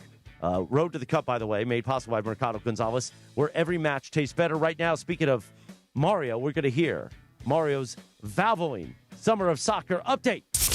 It's time for your Valvoline Instant Oil Change Summer of Soccer update. Here's Mario Ruiz. The United States is headed to the round of 16 at the 2026 FIFA World Cup. The U.S. men's national team knocked off Bosnia and Herzegovina yesterday with a professional 2-0 victory in Santa Clara to keep its World Cup dream alive. Balogun rattled the back of the net in the 64th minute with the go-ahead goal before Malik Tillman put the match away in spectacular fashion with a brilliant set piece in the 82nd minute to seal the win. Now the challenge gets even bigger. The United States will face Belgium Monday night at 5 p.m. in Seattle with a place in the World Cup quarterfinals on the line. It's another massive test for Mauricio Pochettino's squad as the knockout stage rolls on. And that's your Valvoline Instant Oil Change Summer of Soccer update. Valvoline Instant Oil Change, home of the 15-minute drive-through oil change. From kickoff to the final whistle, performance matters. Keep your vehicle running strong. Visit SoCalOilChange.com for a special offer and locations near you. Making plans for the 4th of July? Pechanga Resort Casino has you covered. Pechanga's annual 4th of July fireworks show is set to light up the Temecula night sky. The free exhibition will begin approximately at 8:45 p.m. Take in a dazzling drone show followed by a breathtaking 22-minute fireworks extravaganza. Tune in to FM station 103.3 KTMQ to listen to a coordinated soundtrack for a fully immersive experience. For parking details and more info, visit pechanga.com or call this number, 888-PECHANGA. Hey guys, if you're heading into summer without a medical emergency kit, you're taking a risk most people don't think about until it's too late. Summer colds linger and can turn into sinus infections that could last for weeks. Getting sick right before vacation can derail everything. And when you're traveling, finding a doctor and a pharmacy can be really stressful. That's why I ordered a medical emergency kit. It's like having an urgent care and a pharmacy right at home. It includes essential prescriptions like amoxicillin and generic Z-Packs to treat wide ranges of common and serious illnesses. So if you wake up sick, at home or on the road, you already have what you need. No waiting for your doctor, no hours at urgent care, no pharmacy lines, no copays. You just match your symptoms to the right prescription in your guidebook, or you call the telemedicine doctor standing by. Start on your bed sooner and feel better faster. Every home needs at least one medical emergency kit. Order yours online in minutes and it's shipped to your door. Save $45 with our promo code 710 at urgentcarekit.com/710. Promo code is 710 at urgentcarekit.com/710. Oh, hey, Sarah. Did you hear my daughter Katie got Camper of the Week? That's a big deal. We got a big deal, too. Right, Mom? Honey, shh. What's that? Okay, that Hyundai Santa Fe, I only paid. Nice. Deal so right, it almost feels wrong. The Hyundai Getaway Sales Event. Get 0% APR for 60 months, plus 0 payments for 90 days, or 1.9% APR for 72 months on the Hyundai Tucson, Santa Fe, or Santa Fe Hybrid during the Hyundai Getaway Sales Event. Hurry, offer ends August 3rd. Call 562-314-4603 for details. Yeah, we're just a couple of guys messing around. That's what we are. Summer of Soccer is here, and there's no better place to watch than Rockin' Brews. Catch every match on massive LED screens with surround sound, drink specials, and game day favorites like our new El Clasico burger. Whether you're backing Team USA or cheering on your home country, grab your crew, raise a glass, and catch every match at Rockin' Brews, serving those who rock. Visit rockinbrews.com for your nearest location. If Twisted Tea Hard Iced Tea was your best friend, it would be the kind of friend that starts an impromptu dance party in the supermarket aisle that turns into an all-day pool party rager at your place, and you don't even own a pool. Twisted Tea Hard Iced Tea turns any day into a legendary adventure. It's smooth and refreshing real iced tea with just the right kick of alcohol. Twisted Tea Hard Iced Tea. Keep it twisted. Twisted Tea Brewing Company, Cincinnati, Ohio. Please drink responsibly. A small business affirmation from Progressive. Plumbers, today will be a good day. You will be profitable. Your clients will be nice. No one will stand over you and tell you how to fix the thing they actually hired you to fix. You will also feel at peace after switching to Progressive, America's #1 commercial auto insurer. See if you can save in as little as 8 minutes at progressivecommercial.com. Progressive Casualty Insurance Company and Affiliates. #1 commercial auto insurer from the NAIC's 2024 National Premium Data. 710 ESPN, your home for the 17-time world champion Lakers. KSPN Los Angeles, a good karma brands radio station. This is the Angelica's Insurance 8 a.m. hour of the Sedano and Kap Morning Show on ESPN LA. Good morning, guys. This is Angelica, and this is the 8 a.m. hour of the Sedano and Kap Morning Show on ESPN LA, presented by Angelica's Insurance. Every team needs a strong defense, and we got you covered at Angelica's Insurance. From auto and home to business and life, we have a plan just for you, even DUI and SR22 coverage to get you back on the road fast. Visit us at angelicas-ins.com for a free quote today. And now, the 8 a.m. hour of the Sedano and Kap Morning Show, powered by Angelica's Insurance. And Sedano, please pump the brakes, sucker. The Angelica's Insurance 8 a.m. hour. 8:02. Good morning. No, weak in the knees. I am weak in the knees because it's 4th of July, my favorite holiday coming up. Tomorrow, July 3rd, back in 1993, Cappy, the number one R&B hit, SWV, Weak. You know what SWV stands for? SWV? Yeah. Is that like one of those cop TV shows? No? That's SUV. Sisters with Voices. Oh, Sisters with Voices. Yeah. I should have known them. You should have. Because we do this every year, which I love. Yeah. Come on, man. Sisters with Voices. Also tomorrow, July 3rd, happy birthday, Tom Cruise. He'll turn 64. Wow. Tom Cruise believes the U.S. can win the World Cup. He believes a lot of things. I love how you're not getting That's a very nice way of saying it. I love how you aren't getting enough of that from us, so you go into the YouTube chat. Yeah. To I kind of rile them up on it. I've had it with you guys and this negativity around the World Cup team. I mean, come on, guys. Just believe. You got to believe. Don't be a realist, Sedano. Be delusional. Have fun with this. Believe that the U.S. can finally win the World Cup, and we take over everything else. Listen, let's take over the world of soccer, too. Miracles can happen. I believe they would need one to win this. Well, we need Al Michaels on the call. Do you believe in miracles? Yes, I do, Al. That's right. Do you think Al's going to get out at Riviera over the weekend? How many rounds is he going to get on for a 4th of July weekend at Rib? That's a good question. You playing it all this weekend? Saturday morning for sure, and then maybe tomorrow I'll spank Whitey before the barbecues begin. Yeah, I got a match on Saturday. This is like become an annual thing. We take 12 guys, 3 foursomes, put them on a nice golf course, and go out and have a good time. So shout out to the Aviara golf course in beautiful. Carlsbad. We're going to hit up. Oh, nice. Yeah. Cappy. Yo. So I did a little deep dive on Sandro Mamukelashvili yesterday. Tell me. I'm curious because I was watching videos of him too myself last night. You did? And what did you – I'd be curious to get your analysis first. You know what I'm surprised by? Because, look, I mean, honestly, when you – like him playing in Toronto, I mean, I just don't Yeah, have you've any never watched him exposure. play. I get it. Yeah. I admit that. I'm not embarrassed to tell you that I covered a playoff series with him this year, so I was a little more familiar than you. Yeah, I'm not embarrassed to tell you that I not only have not seen Mamu play – frankly, before yesterday, I'd never heard of the guy, okay? So I'm willing to admit that to you. So because I don't really know his game. And I never used to find that endearing, but now I actually find it more endearing these days. But you might as well just be honest about it, right? So I went back and I watched some of some film on him yesterday. All this stuff is available on YouTube. George, I love a left-handed shooter, and I love a guy who can shoot threes. Now, he's a big guy, and things I've read since yesterday is, he'll kind of be a backup sort of a center. And he could be a guy that you could play small ball 5 with. Yes. Well, that's what I wouldn't put him in the middle. I would put him out in a wing position, and I would take advantage of his 35+% three-point shooting ability. Yeah. I mean, for a big, strong, physical-looking guy who can kind of bully his way towards the basket, the three-point shot was impressive. And I don't know what it is about left-handed shooters that I like so much, but listen, this guy looks like he could be a character on my favorite TV show, Reacher. Yeah. So I like the guy. I like what I've seen. I'm impressed with the three-point shooting. That's some early first thoughts on watching some tape last night on Mamu. Well, what did you see? The thing I was most impressed by Tell me. was I noticed, and shout out to Nikias Duncan who found this as well. And he actually did more of a deep dive than I did. It was something that kind of stood out to me as I watched a bunch of his play. Mm-hmm. The Raptors generated 1.2 points per possession, okay, which is pretty darn good, okay? Anything over 1 point per possession is pretty darn good. 1.2 is impressive. On trips where Sandro Mamukelashvili grabbed the defensive rebound and then brought up the ball, okay, as like a big man who can handle, right? Bringing it, pushing the pace either off makes or misses, okay? And in this case, off of misses.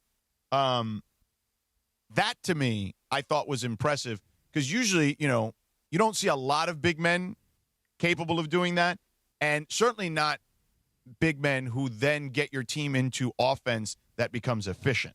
And whether it was him attacking himself off the rebound or him kind of hitting the lane or him, setting screens and giving up the ball or flowing into like a DHO dribble handoff action for a guard who can then go downhill.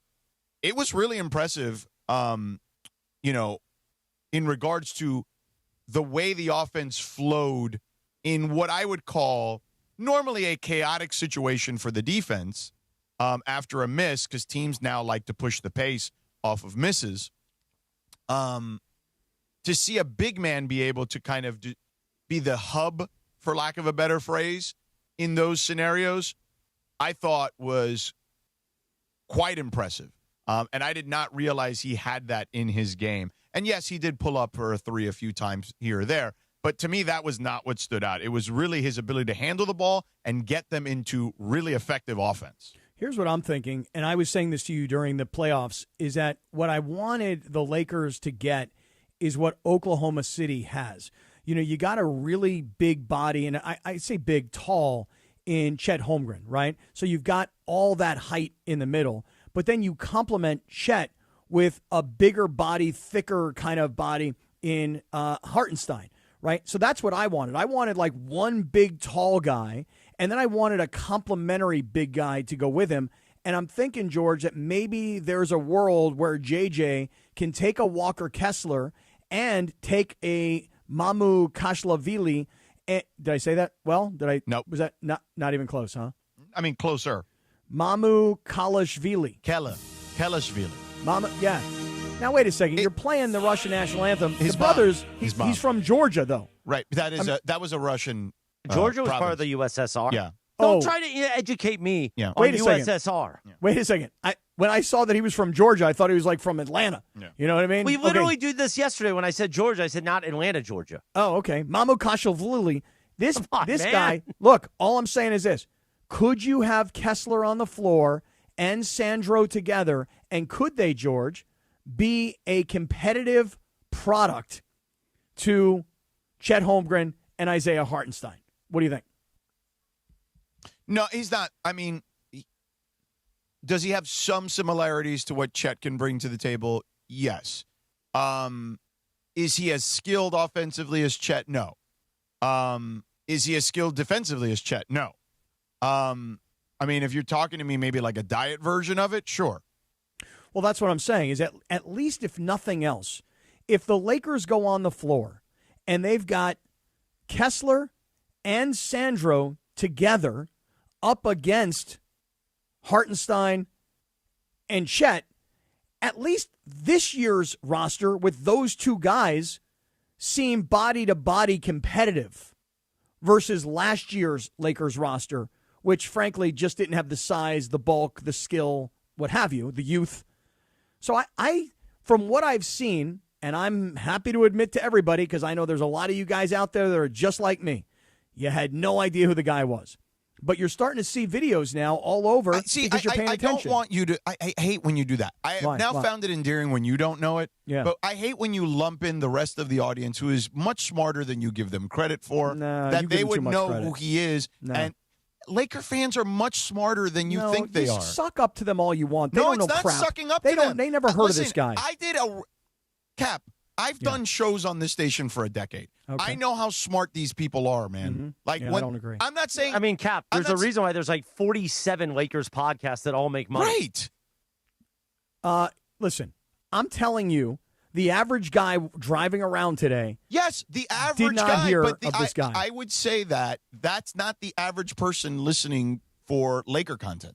Okay, look, we can disagree on this all day long. It doesn't really matter. You had to go do a deep dive. I had to go watch videos of the guy. I had not heard of him. I had not seen him play. What I've seen thus far, height. Why are you insulting bulk, the audience, though? But also, why are you insulting yourself over and over again? You said it. You said it the first time. Go get a Fergie. Well, you said it the first time, and you're right. Like, because you don't know him. Good, we understand. You don't have to keep going back to it and telling us that you don't know him. But Berg, I'm not embarrassed about it. I know. Like, I know you guys think I should be, but I'm no, not. You shouldn't be. But it's fine. You don't have to keep saying it though. Right. There's no reason. You should only be embarrassed when you say it every day. Right. Hey guys, today will be the last day I say it because as of today, I will know who Sandro Mamukelashvili is. Kelishvili. Right, but now you watched closer. highlights, you watched some stuff. Now you know a little bit about his game. You talked about it, so now you know him. You don't have to say it anymore. Yesterday, did you I didn't watch know anything on Quentin Grimes? Not really. No, I wasn't really breaking down Quentin Grimes at all. What do you got for me on Quentin Grimes? Excellent isolation scorer. Can shoot the three. He's a walking bucket. I like that he can defend. I don't think he's Marcus Smart defending, but he's an active defender. He's a good player. He comes from a Kelvin Sampson system in Houston, so you can always understand that he knows that defense is important. He actually has a relationship with JJ, which I think is interesting too. What is that? Tell me about that.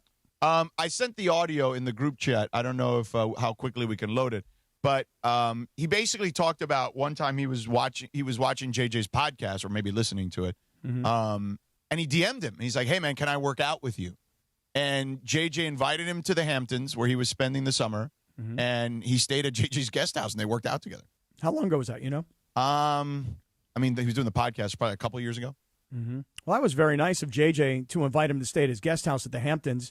JJ got plans of going to the Hamptons this summer, and does he still have a guest house? I don't know. I think JJ's in I think his vacation was going to be in Europe, I was told. Okay. Because Is he going to Italy with John Ireland? I don't know about with John Ireland. Oh. Because I would work out with JJ if I could stay at his guest house in the Hamptons, just to be clear on that. You know? Yeah. You would work out with him? Yeah. I'd work on my three. You know? I mean, why not, you know? Yeah. But, yeah, I mean, this is a guy that when he started for the Sixers, I mean, I don't know if he's going to start with the Lakers, but he was a guy because they'd be a little small if he started at the small forward spot.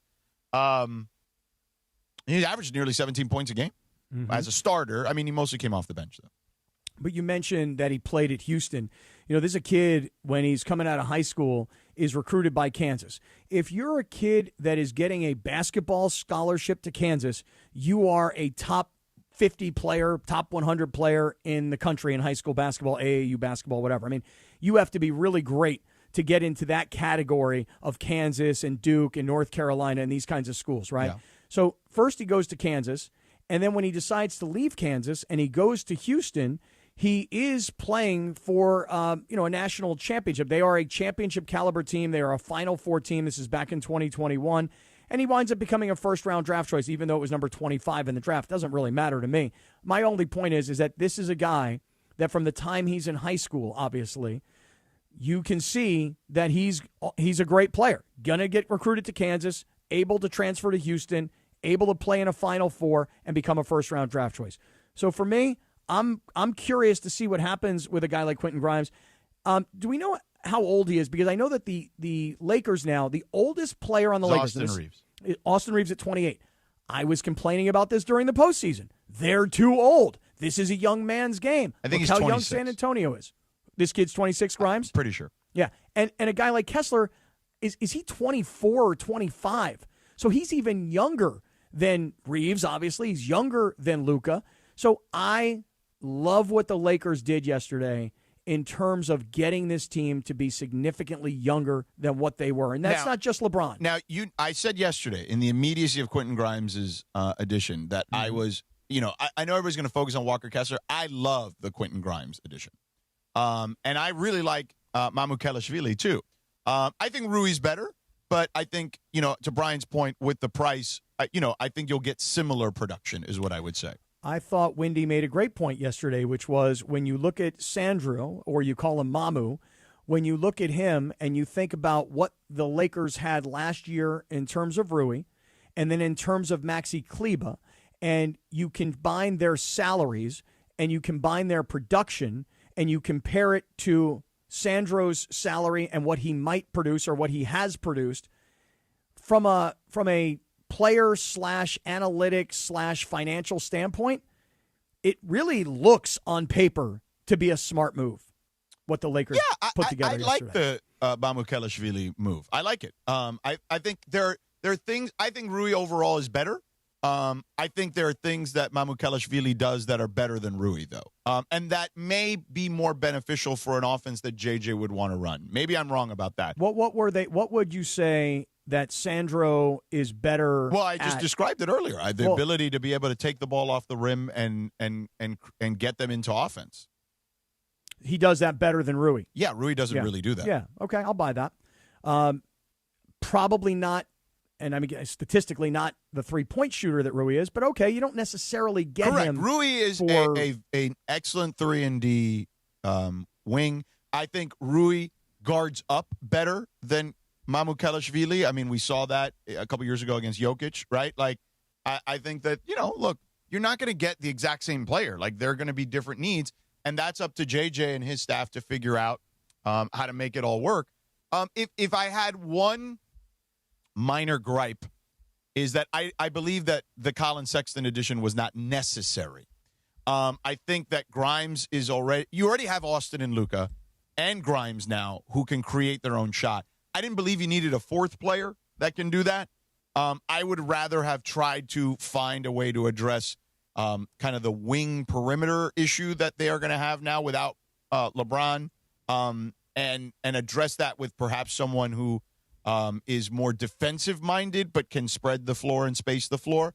That would be my one. If I had one critique and piece of feedback that I would give back, it would be that. So I've seen a lot of Sedano smoke around Jonathan Kuminga, where they're going to wave and stretch Vanderbilt and then maybe go after Jonathan Kuminga. I mean, if they can get Kuminga, then I would feel much better about the situation. So is he someone that he's obviously a good offensive player, good defensive player? I would actually say I'm higher on his defense than his offense. And his offense, because I feel like his offense, he can put pressure on the rim. He's great in transition.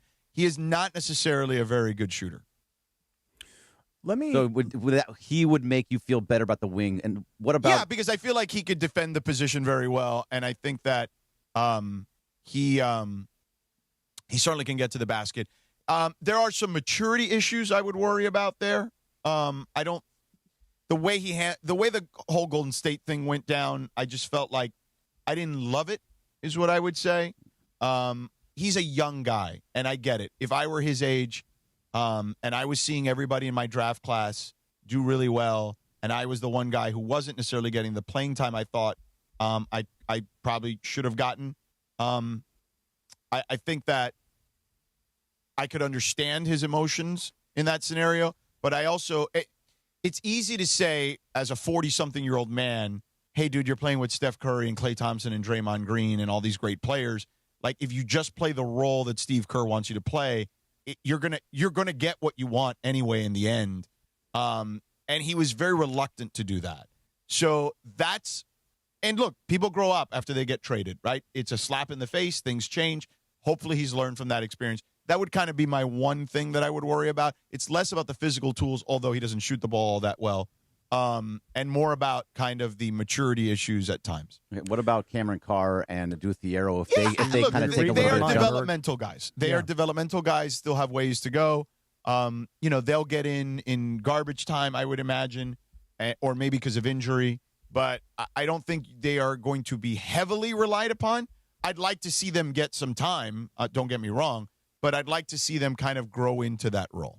See, Bergie, you're reading my mind on those two guys in particular, because all I'm thinking about is this is a completely revamped roster as of today, and maybe obviously not done yet. There's a couple of pieces that they still have room for. But I wonder to myself, and look, maybe we're not going to see what San Antonio got last year. But they had the number 2 overall pick. And when you see a player walk through the door and play as well as a young guy played last year in the postseason, it's just very different than a guy who's drafted later. But I wonder, Thiero was called upon late in the postseason when he got very little run during the regular season. I like him a lot. I like his body type. Physical tools are there. Right. He just, he's green. Yeah, but that's what I'm saying is that like with this new roster and Bergie, you mentioned Carr, the kid who was drafted in the first round this year. I wonder if they think that there's anything these 2 younger players can bring to the table as they infuse all these new acquisitions with guys that they drafted. Thero's drafted, he's a developmental guy for over a year now, and Carr is obviously just a rookie, but this is how you get younger. This is how you build a team. This is how you build for the next 3 or 4 years. I have one thing also that I wouldn't say is a concern, but something to keep an eye on is because of the lack of defense in the backcourt, Walker Kessler is amazing at what he does well. He's great at blocking shots. He's great at particularly offensive rebounds. However, I worry a tiny bit about them having to funnel everything towards him and that overwhelming him at times, maybe foul trouble, things like that. I just think I'd like to see it kind of unfold a little bit. And that, it's not a concern. It's just something I'd like to see how they manage that over time. 8:23, the Sedano and Kap Morning Show. Let me remind you, DeMarco and Travis are giving you the chance to win a pair of tickets to Pechanga Resort Casino's 2nd annual Whiskey and Wings Festival. Wait to hear the DeMarco Whiskey and Wings Pechanga sounder. He says, hey, it's Baby Whale. When you hear it, be calling number 7-877-710-ESPN and answer a question about something that happened earlier in the show. Get it right, and you will win. Visit Pechanga.com for tickets to Whiskey and Wings. Cheers. Right now, Cappy, let's talk about, by the way, Momo's coming up. Yeah. Momo's coming up. Momo, by the way, recently I said. Sweet Timmy, make sure you push that through. Momo's coming up. Push it through, Sweet Timmy. Sucker. And this is what the whole off-air thing is, Well, no, there's a whole off-air thing because Sweet Timmy, he's playing the right angle. Kissing up to Sedano. He's not kissing up to me. We had a very good back and forth. He knows what he's doing back there. He knows who he's kissing. No, he knows what he's doing. Just saying. Why can't you just have a conversation colleague to colleague with it? It has to be an ass kissing. Why is that? Because it is one-on-one, which frankly... We've had one-on-one conversations before. Who, you and me? Me and Sweet Timmy. Well, I didn't know about this. Now I know. Got to keep my eye on Sweet Timmy. All right. Was he going to swoop in and take your boyfriend? No, he's not going to be able to do that. I mean, Sweet Timmy had a prompter for me one day when we did this long thing for a partner. He had a prompter? Cappy could use a prompter. Where did he get a prompter could use one from? today. He just used it on. He had a prompter app on his iPad. This guy's got his own prompter he's bringing around? He does. Did you read it as good as JT the Brick does?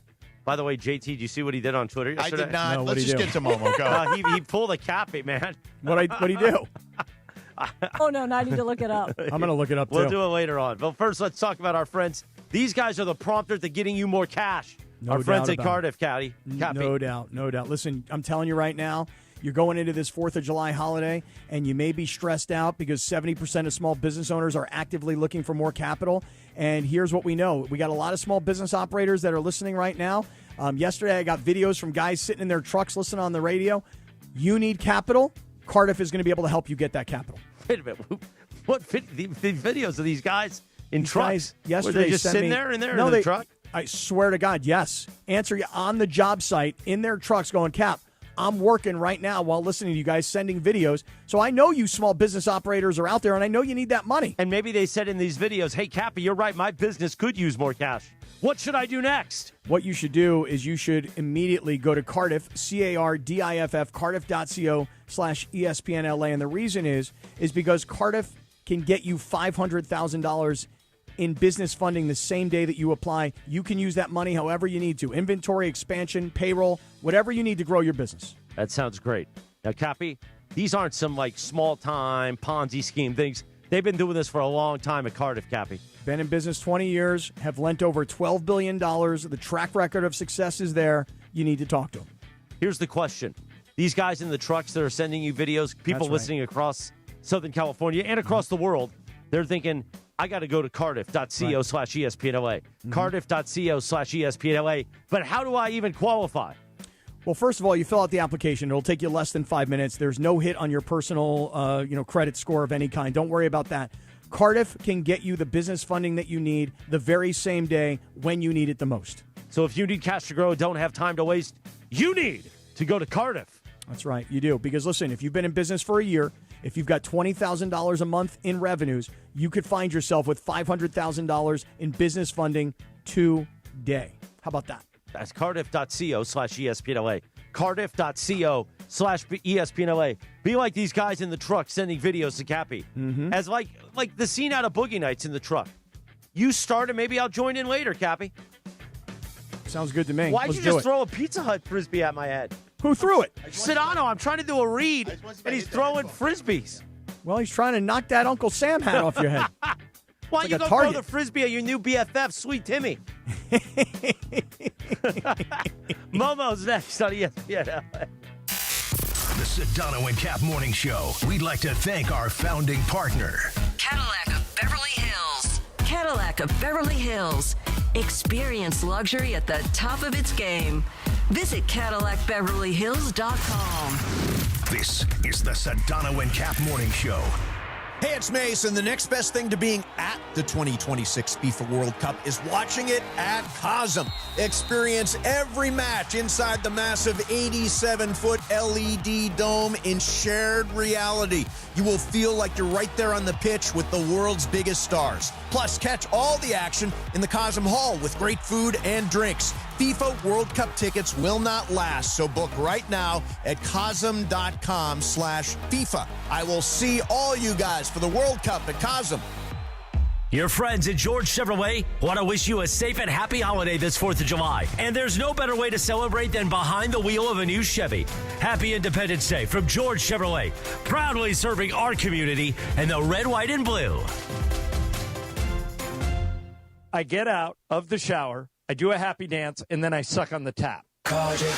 Hey, Cappy, listen, you get into an action, you call Jacob at 800-345-6789, and there's steps to this. Step 1, get safe. Yeah, step 2, get medical care. Step 3, document everything. Step 4, do not guess what you should say to insurance companies. No, and step 5, count on Jacob.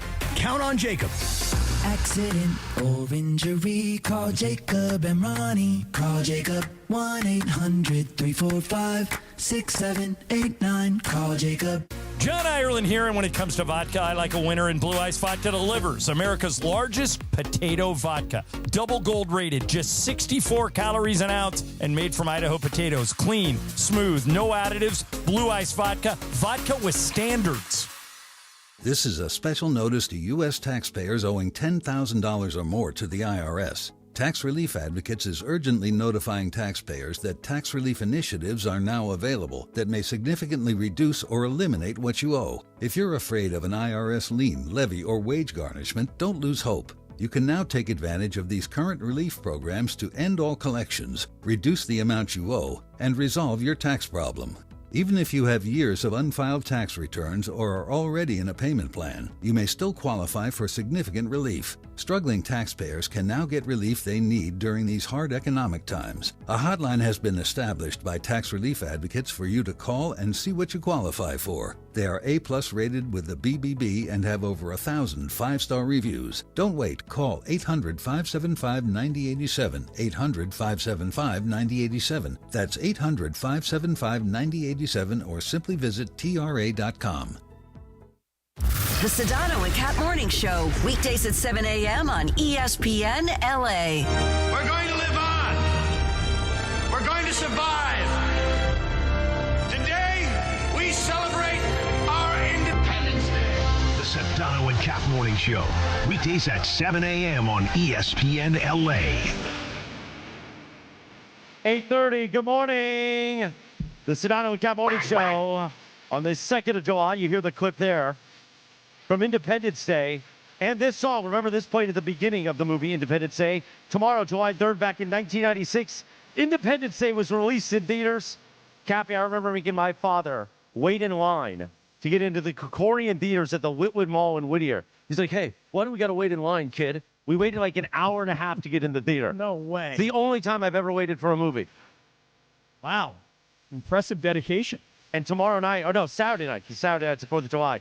It's a tradition in my house. The Italian Stallion puts on Independence Day on the big outside movie theater looking over the pool. It's going to be beautiful. Sounds great. I'll be sliding in my 5th Hebrew National hot dog at that point. You use yellow mustard, use brown spicy mustard. Oh, you dress it up. I like the brown spicy with onion. Oh, yeah, it's onion. beautiful. How about a little relish, a little kraut? It depends. It depends on what kind of mood I'm in. Yeah, dress it up, man. Yeah. Put it all on there. The great Momo, Ramona Shelburne, will join us in just a moment. But this 4th of July, don't be a city water sleazeball. No. Esquivoso. That's right, Pepe. Don't be a city water skivoso. I always tell you about Life Source Water Systems. So does Johnny I.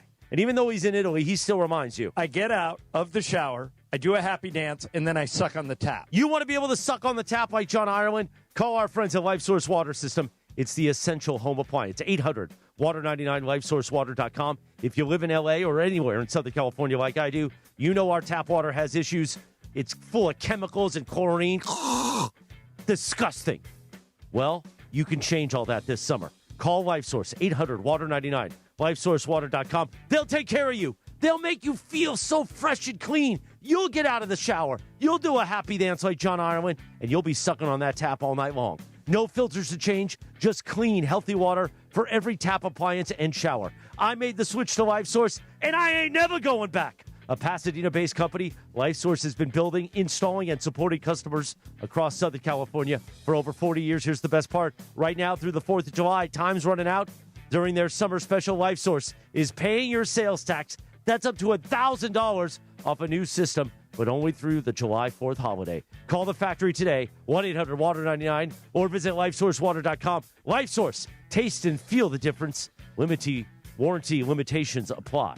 Now, I just mentioned, Momo's going to join us right now, the great Ramona Shelburne. Now, I said this recently in a text, that my favorite two personalities at this station are the ones, and we're talking about the powers, like the power personalities, right? Mm-hmm. Not like Bergie and me and Lindsay, but the front of the people on the marquee. Mm-hmm. I said Sedano and Kap obviously are my favorite two. I do a show every day with them. Number 3 on that list is Ramona Shelburne. Wow. Momo is my climbing the power ranking. favorite personality here at ESPN LA. Momo, good morning. Good morning. You know what? You get like kind of party voice Momo because I was up late writing. Oh, yeah. And wow. You guys, I didn't have it last night. Like I just, usually I can rally and it'll be like till 11:30, and I'm like, oh, I can just find another gear. I can find a second win, and it just wasn't there. So I went to bed. What? Yeah. Not a spring chicken anymore. Ooh, I know. Well, you know what it is? Got 2 kids. It's that 2 kids, but also I think it's that I've done that too many times. Yeah. Right. Like I did that so many times during the finals. You were on the road for a couple months. Yeah. I just did it with this Giannis trade. Yeah. Right. Yeah. So I just did it last week, and where you already don't have much left, you're already tired. And now this LeBron thing, and I'm like, you know what? I need a minute. You can't just do it all the time, right? Yeah, that's it. You got to give yourself a little respite, and then that way you can summon the power to write that 6,000 word story that you're going to write that Mason's not going to read. That the rest, I don't know about the rest of us, that I'll read for sure. Maybe not the rest of the people here, but I will. I'll read 30%. 30% is what I'll do. So 30%. At least one person here in this place will read it. We'll read it. Wendy gave Momo tons of love yesterday. He did. Momo tons of love. Yeah. Tons of love for Momo. What did he say? Well, he talked about your piece yesterday and about how, and I'd love for you to talk to us about this, Momo. Yeah. How the Lakers almost sounded like the way you described it, re-recruited, if you will, Austin Reaves. And people have taken the detail of the way they brought him to the facility, and they had his favorite country music playing, and they had the pillows with his logos, and that was an indication that, hey, we love you and we want you. Oh, by the way, we're not doing this for LeBron. Like, that's how people are accepting it. So that's what Wendy was talking about. Talk to us about that, if you don't mind, Momo. Okay. let me find the right way to put this. All of that stuff makes you feel really good. Like, Chris, that meant a lot to me, what you just said. It's really nice. It honestly, coming from you, I don't think it's a game. Like if Mason said it, I would think it would be a game, right? He's a phony baloney. But so yeah. yeah, well, he does that just to like. Remember, he used to do his co-host rankings 1 to 10 all the time, right? And he would just like, move people around just to like get a rise out of you. I think that all that stuff was really nice, but it absolutely did not matter to Austin, other than pay me my money. Right. Like at the end of the day, like thank you for the pillows. Yeah. Now give me my bread. Now, Cappy, okay? you just assigned. Now I don't know if we're still in the moratorium with your contract, like we are in the NBA. But Cappy would have wanted all the pillows. He would have wanted Morales dressed like Cupid, laying on the pillows that say SK. Absolutely. Yeah. In fact, not just SK. I actually want all 3 initials. I want my middle SAK. Sack. That's right. I want Morales laid out on the sack pillows. That's exactly what I want. I know you will, and I appreciate that. I'm not touching that last line with a 10-foot pole right there. Yeah. The last line, I don't know if you heard what you just said. Okay. I think Wendy's right. He and I we've been talking a lot the last couple of days, so I'm probably writing this with him, with like grand narratives, etc. Last year we wrote about how they took Luka to Craig's, they wined and dined him, and they had pigs in a blanket. They had, the honey truffle chicken that they have at Craig's, right? And they presented him this future. It's just, I know for LeBron, I don't know that they ever did that with LeBron, right? Like even when he came here in 2018, it was more that he just told them he was coming, right? It was like, I have chosen you to spend my next years. And I'm starting to think of these last 8 years. I'm trying to find a way to put this all into perspective, right? It feels like his LA engagement, like he just played like a residency in LA, like in Vegas, Hey, LeBron James is playing at the Sands, I mean, it's kind of what it was like for 8 years, right? Just, it was a good place for him to play. They sold tickets, people, he restored them to relevance. But I keep coming back to something Dave McMenamin said, to something, you Clevelanders out there, Lindsay, nobody loves him like Cleveland, nobody. And what did he just do? He spent 10 days with a bunch of guys that he had the ultimate basketball happiness with. Like Shams keeps repeating that phrase, basketball happiness, like when you just get reminded of what that actually was for you in your life, it's kind of hard to raise your hand and say, all right, I'm cool coming back to be the third banana again, and not just third option on the team, but paid like the third option now. Because last year he was still paid like a star. He was still paid like LeBron. This year he would have been paid like the third option. Maybe not even that, based on what they just paid Walker Kessler. And I don't know that the money matters in the sense like he needs it. I think it just matters in that it signifies how much they respect you. Mm-hmm. And I in talking to people on both sides, like LeBron's side is saying money has nothing to do with it. I believe them when they say it. I believe that. I'm not saying like, oh, he won't take a pay cut, because he's going to take a pretty big pay cut wherever he goes. But it's different when you're the incumbent team. There's like a sort of curse of the incumbent here. And I think, the Lakers were savvy enough to recognize that. That's why they never got to this point where they like made him an offer. And LeBron was savvy enough to know it was time to turn the page. Yeah. Go ahead, Kev. Why do you think that LeBron, I'm going to say, did a nice thing for the Lakers by telling them that before free agency opened, as opposed to he could have been a jerk and he could have been bitter and he could have been, a lot of other things, and he could have made them hang on. Do you think that he knew that he was not really wanted back? Oh yeah. So that he could be the aggressor and say, I'm not coming back? Yeah. It was always going to be easier for LeBron to break up with the Lakers than the Lakers to break up with LeBron, right?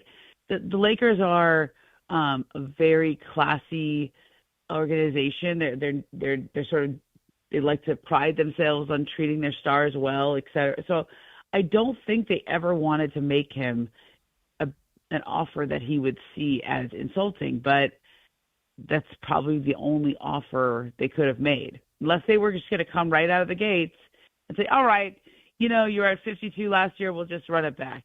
Unless they were going to do that, I think any other offer was going to be seen in a bad light. And I think LeBron, ever since the trade was made, he's actually handled it fairly well, George. I think we should give him credit for that.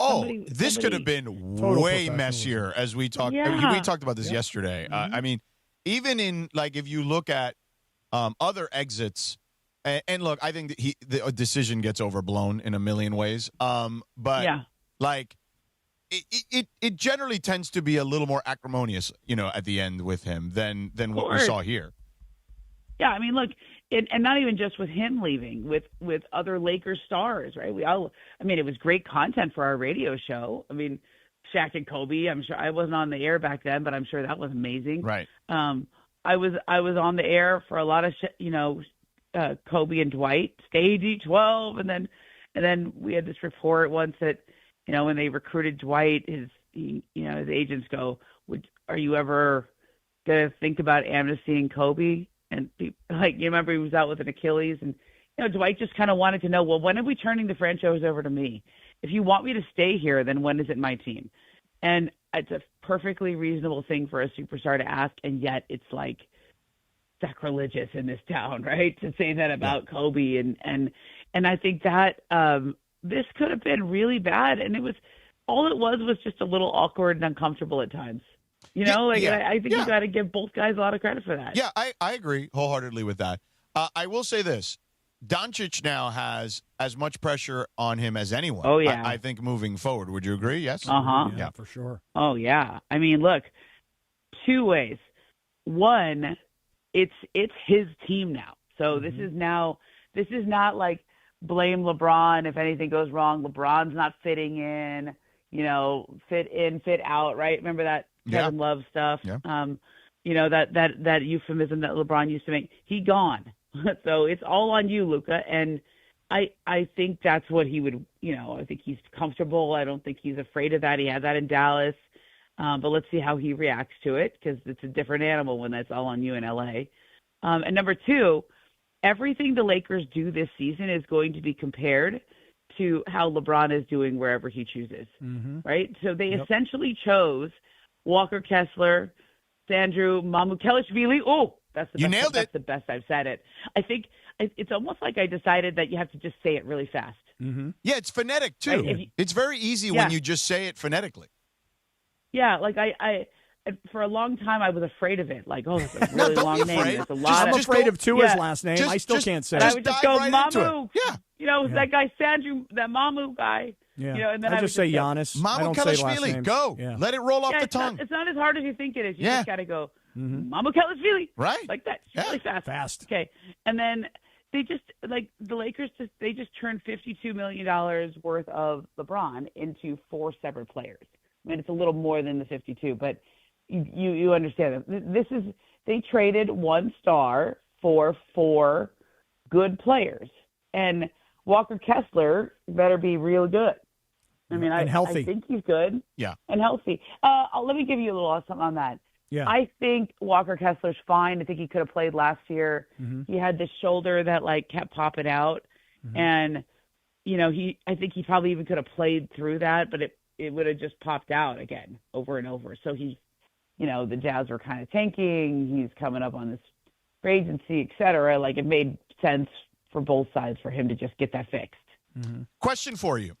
What can you tell me and Cappy about the involvement of this new revamped front office, the involvement of the new ownership group in regards to the way all this went down, whether it was the LeBron of it, this free agency? So how was the new ownership involved? How was the new revamped front office, JJ, et cetera, all these new people, including some of the old people mixed in? What was their involvement? Okay, let's use a Hamilton reference. Okay, there's the room where it happens. Okay, so that room where it happens is really Rob Pelinka. I think Kurt Rambis is in there sometimes. I think some of those new guys that they've brought in, the rocket scientist guy who I have not met yet, but I've heard good things about. There's some new analytics guys. I think those guys are in there in the room where it happens. And then there's another room. Okay. Let's call that the situation room, right? Is Wolf Blitzer in there? Yeah, no, it's more like when there's an operation taking place overseas, this is where the Joint Chiefs are calling into. Okay, you know? gotcha. Yeah. Okay, it's like the president's in that room. That's like Mark Walter, and over on his consulting with him would be like Farhan Zaidi and Andrew Friedman and any of the other smart guys that run the Dodgers, right? Like there's the situation room, so the room where it happens is just calling into situation room sometimes. Does that make sense? Gotcha. So the one room is consulting the situation room. That's right. The action room is consulting the situation room. Yeah. Like you just call it, you got to call it a central command. Okay. Yeah. This is our plan of attack, central command. Yeah. And you good? You good with that? Yeah. Right. Gotcha. And yeah. Okay. And that's Jeannie Which room is Pelinka? I guess he's in the action room. He's in the day-to-day room. Right. And JJ's in the action room? Action room. Okay. And then the rocket scientists are in the action room. Rocket scientist is in situation room, feeding information. No. They're in the action room. They're in the action room too? But there's there's kind of like, the situation with like the central command, like they're calling in, they're getting ownership approval, but ownership approval is kind of like, Jeannie's in that room. Maybe she's in a different room, but they're all involved in that room, okay? Right. Like, I don't think Jeannie and Mark are sitting there together. Right. They may be getting zoomed into the situation room. That's right. Or just, people are calling them. Yeah, FaceTime. Or come by the office. By the office. Yeah. Mark Walter is definitely involved in every decision that's being made. Okay. But is he there on the ground, boots on the ground, talking to Rob 7 times a day? Not necessarily. There's a layer in between. Okay, good. Thank you for that. So we understand kind of how the hierarchy there works. Question for you on LeBron. And then I'd like to quickly, if we can, get to one other thing NBA-wise, the bigger picture somewhere else. LeBron, the 3 teams that most people are have on the radar are Warriors, Cavs, Heat.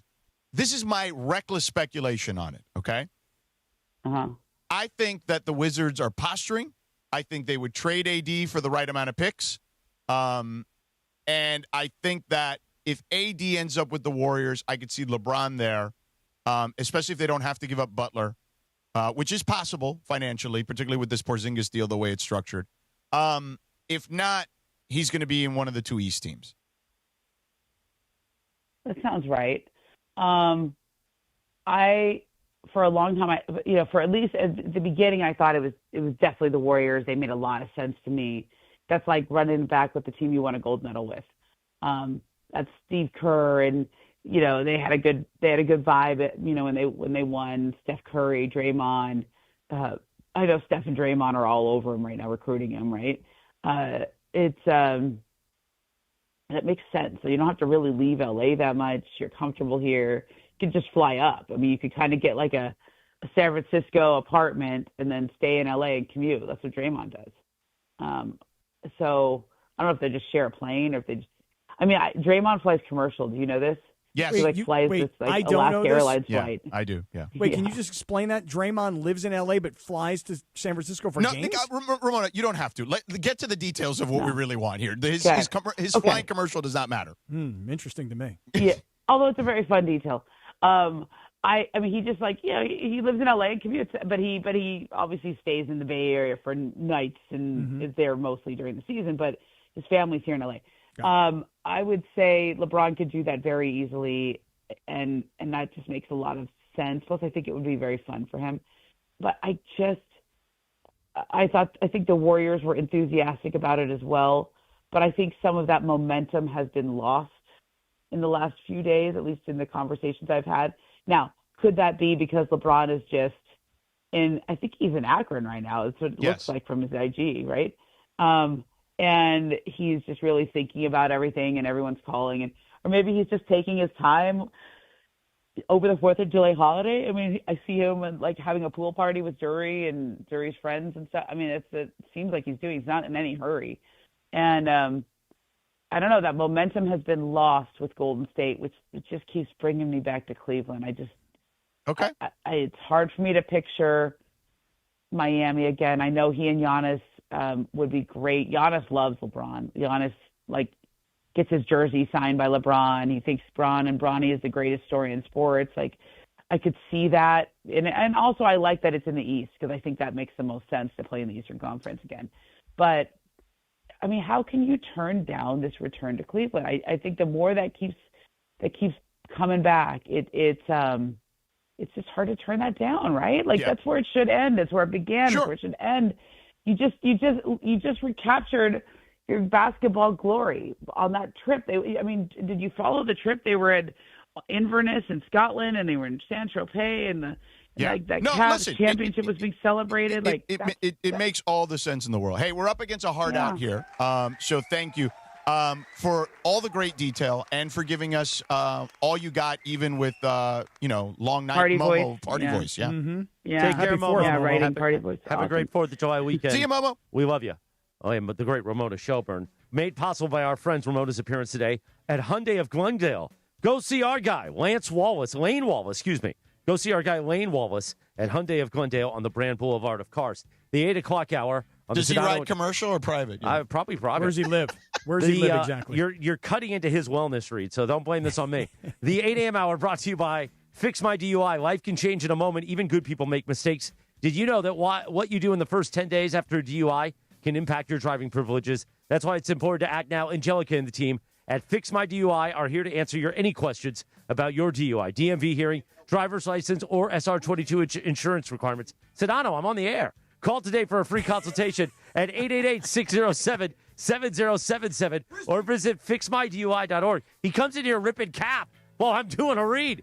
Cappy, tell us about the wellness company quickly. I'm going to get George one of these medical emergency kits. There's got to be something in here to cool him down when he needs it. Listen, if you're heading into the summer without a medical emergency kit, you're taking a monster risk, okay? Summer colds can linger for a really long time. They can turn into sinus infections. It can last for weeks. Now you're getting sick on vacation or before you're going on vacation. Everything turns into a mess. You got to order your medical emergency kit, and here's how you do it.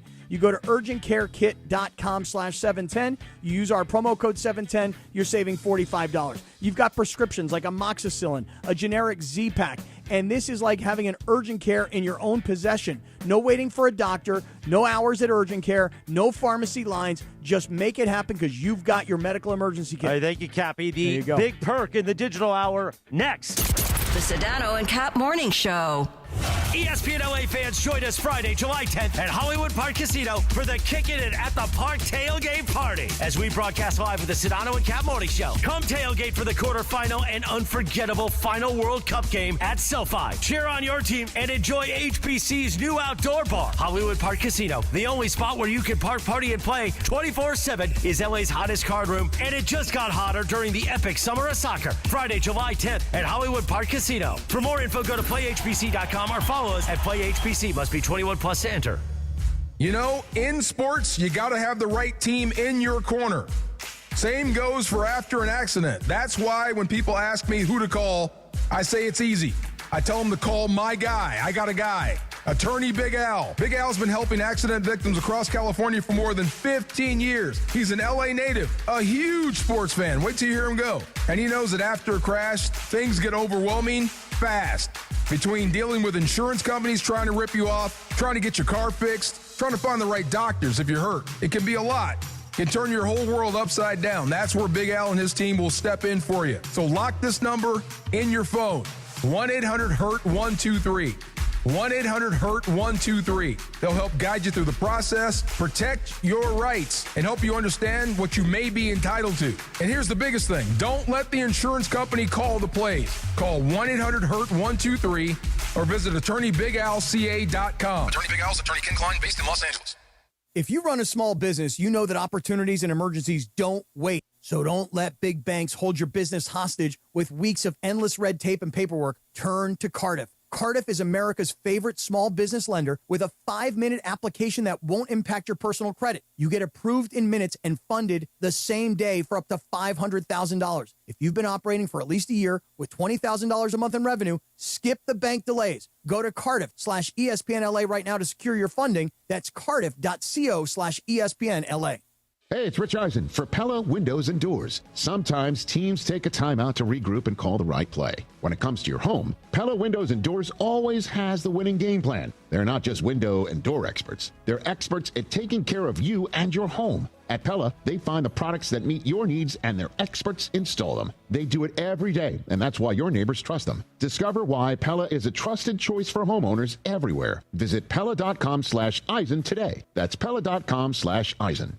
When's the last time payroll was the easy part of your week? With Gusto, it can be.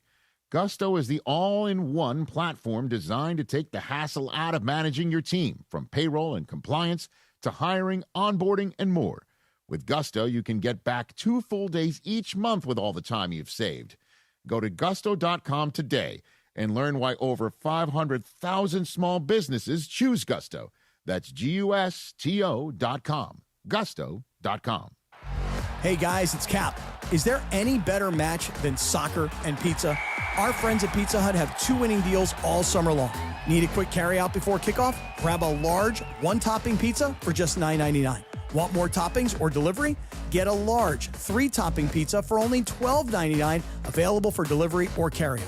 So whether you're watching every minute or just tuning in for the big moments, Pizza Hut is the winning move this summer of soccer. Order today on the Pizza Hut app or go to pizzahut.com. Hey guys, it's Sedano. If you're ready to upgrade your driving experience, you gotta go and check out what's happening at Cadillac and their incredible new lineup of state-of-the-art EVs, sedans, and SUVs. And hey, look, there's no better place to experience the luxury of Cadillac than at Cadillac of Beverly Hills. Check out Cadillac of Beverly Hills and their beautiful showroom at 8767 Wilshire Boulevard in Beverly Hills. And check them out on the web at CadillacBeverlyHills.com. America's turning 250 years old, so we're celebrating 2 weekends at Morongo. Now your top reasons to visit Morongo. Drive-in movie night at Oasis Pool. Movies, popcorn, and a lazy river. Number 2. Stop by for a free commemorative Independence Day cap. Pick it up at Morongo Rewards, the Fort.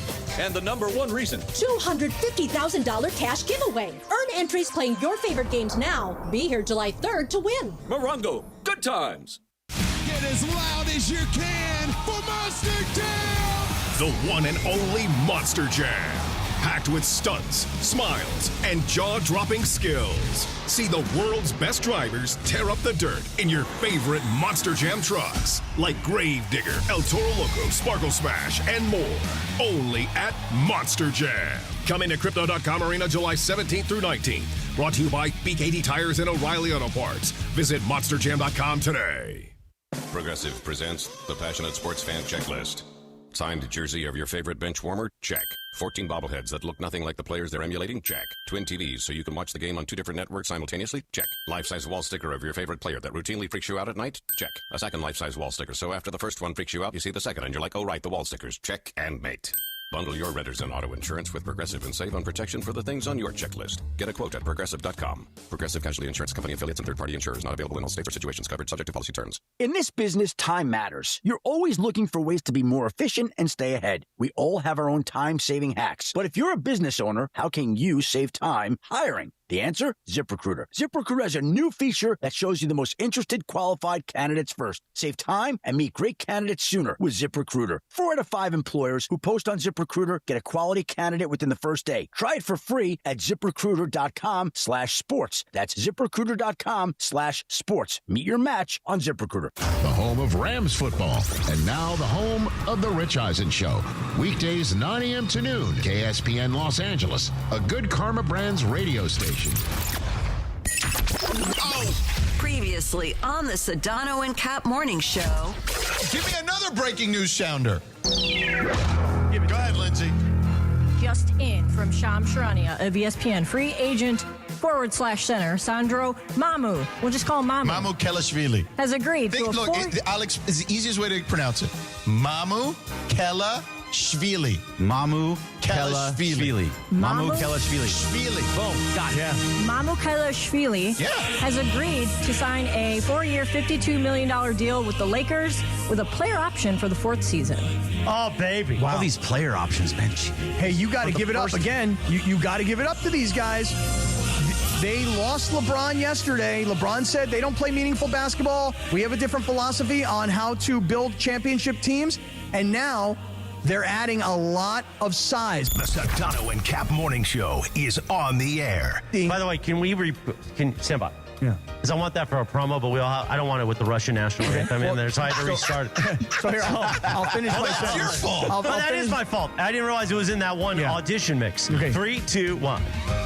Go ahead. The biggest show in ESPN LA history. George Sedano, Scott Kaplan. The Sedano and Kap Morning Show. What'd you say? You can't have a pie without Cool Whip. Nice pictures. Yeah, okay. No pictures of me. No, there's no pictures of that. A little sabor? Yeah, I don't think people like being called hacks. You're the güero on the radio. Giant Mexican, horn section. And Did you have me on your show to berate me? Is that what you're doing now? Give me a freaking break. I'm reacting to Art Bell. Yeah. Midnight in the desert. I'm Art Bell. Scott Kaplan, eat a fat one, bro. The Sedano and Kap Morning Show on 710 ESPN. The all-new ESPN LA app and on YouTube at ESPN Los Angeles. We're bigger than U.S. Steel. Wow, that's crazy. Well, you want to woo-woo? Bit Boy. Right now. Monstrous. Beto, I don't want to eat that. We did it, Dad. We did it. You were riding high on the stinger last time. Oh, big time. Right, that's right. Of course we were. So, mongrels, stay tuned. What are you talking about? I'm just saying it. Cool Whip. You put Cool Whip on pie. Today, we celebrate our Independence Day.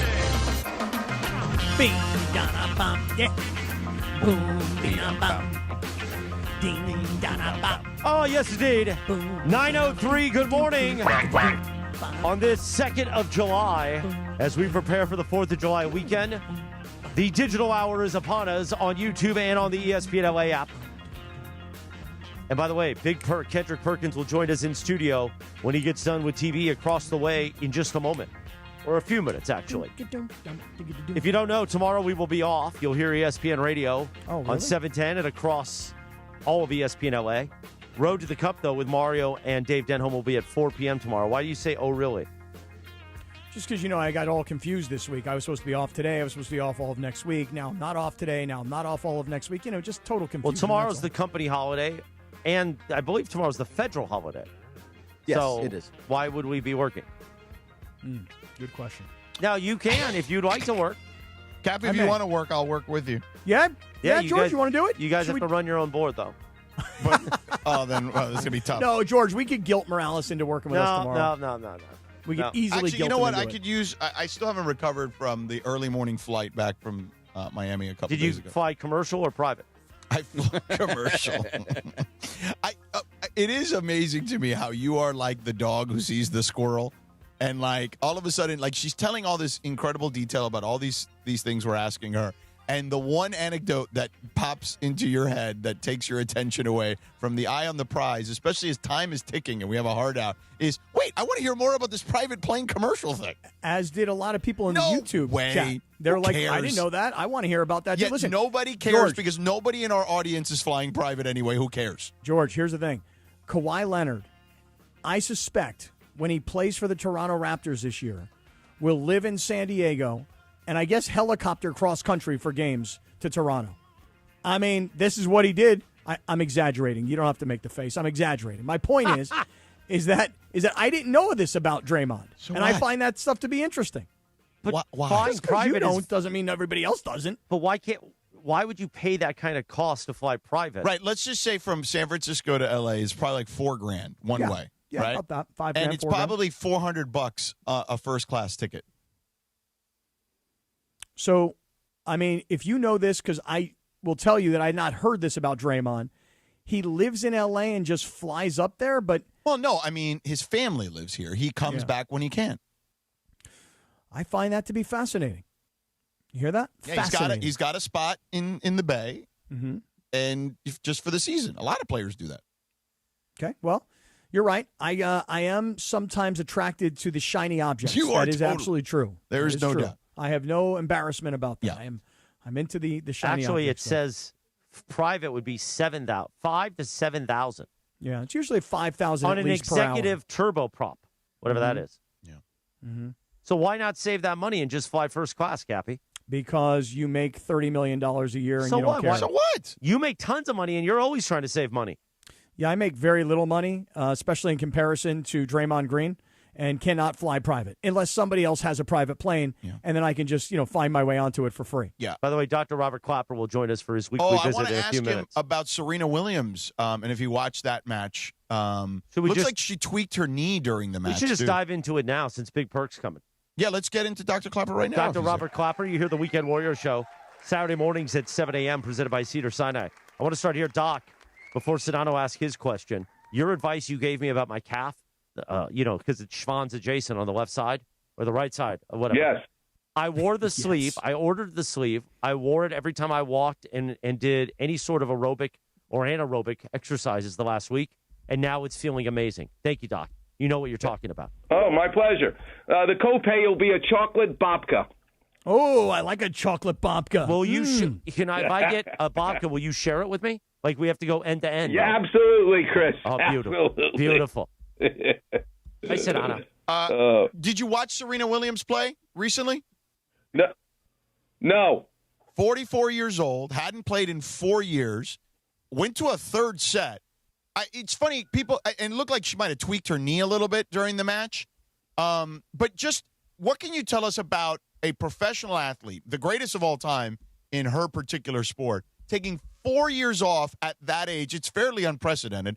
There have been women who have won matches in majors that are older than her, but not ones that had taken 4 years off. The fact she was even out there and competitive in a first-round match to me was fascinating. What's interesting is there are three things that give a knee stability. One is the structural nature of your thigh bone, your femur, and how it meets the top of your shin bone, your tibia. It's a male-female fit, a jigsaw puzzle, how they fit, and that gives the knee stability. No matter how old you are, George, that doesn't change. So you get stability because of that fit of like a jigsaw puzzle of the femur and the tibia.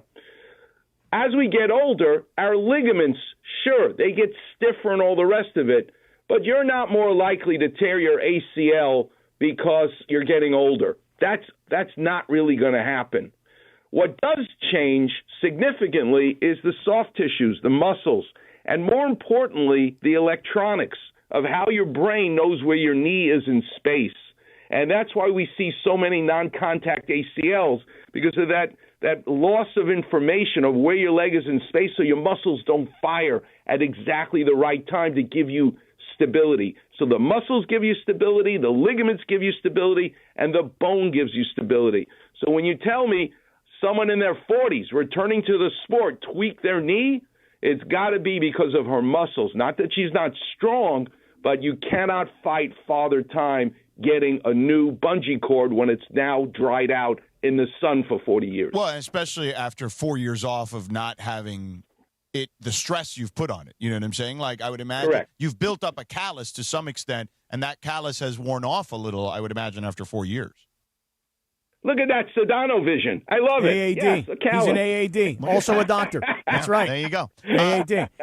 So Doc, You're exactly right. Let me ask you this, because, George and I have been spending the last 2+ days, on first it was LeBron's leaving, and then it's like everybody's coming. I'm curious about this Walker Kessler situation. Now, George, before I ask Dr. Clapper this, do you think that he didn't play last year other than 5 games because Utah was tanking? Yes. And they didn't? Okay, so then I'll ask my question. Doc, this guy Walker Kessler didn't play last year because of a shoulder surgery, and apparently this shoulder injury dates back to his college days. What can you tell us about recovery from a shoulder last year? November was surgery, and what we should expect. Should we expect 100% health from Walker Kessler in this shoulder? Yes, you should expect that. But he had a very unusual location for his damage to his labrum in the shoulder. So once again, what is the labrum? The ball and socket. Go ahead and take your shoulder and now do a 180-degree movement of your shoulder. You can't do that with your hip. I don't care if you're a gymnast. You can't do it with any other joint but the shoulder. It's the most mobile joint. Mobility comes from having a nice sized golf ball as the humeral head, but having a very shallow socket. And what keeps the golf ball from falling off the tee, what keeps the ball from dislocating from your shoulder socket, called the glenoid, is that rubber gasket called the labrum. Now, I will tell you, out of 100 patients who come to see me for an unstable, a dislocating or subluxating shoulder, 95 out of 100, 97 out of 100, it's the ball is coming out the front. Very rarely does it go out the back. When do we see it? We see it in parachutists who jump out of a plane and boom, suddenly that parachute pulls their arm, jerks them backwards.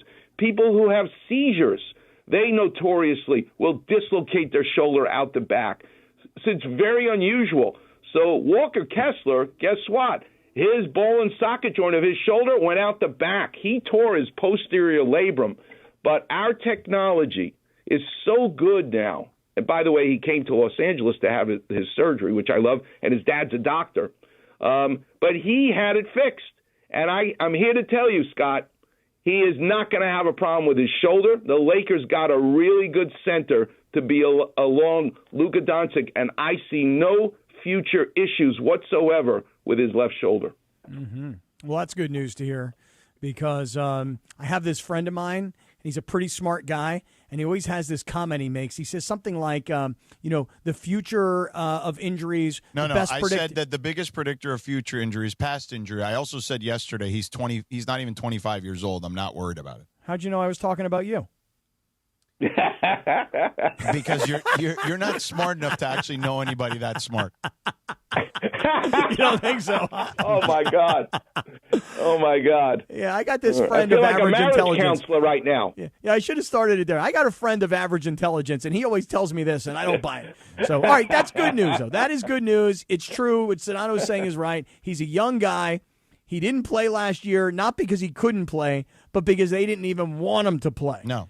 So, listen, right. Young, with all due respect, Young has nothing to do with it. Greg Oden was young, but you can't microfracture your way into the NBA. That ain't going to work. Well, injury, that's why it's so valuable for you guys to hear Clapper Vision, to understand it's not only a labral tear. Where in the labrum? How is it fixed? Yes, the age makes a huge – George is right. You can bounce back from stuff when you're younger. But if you have a bad location for a bad injury, I don't care how old you are. Sure. As we say in New York, forget about it. Forget about it. Yeah, it is interesting. You mentioned microfracture. That used to be a death sentence. Not necessarily anymore, obviously, as time has come across. No, it's still a death sentence, George, but it depends.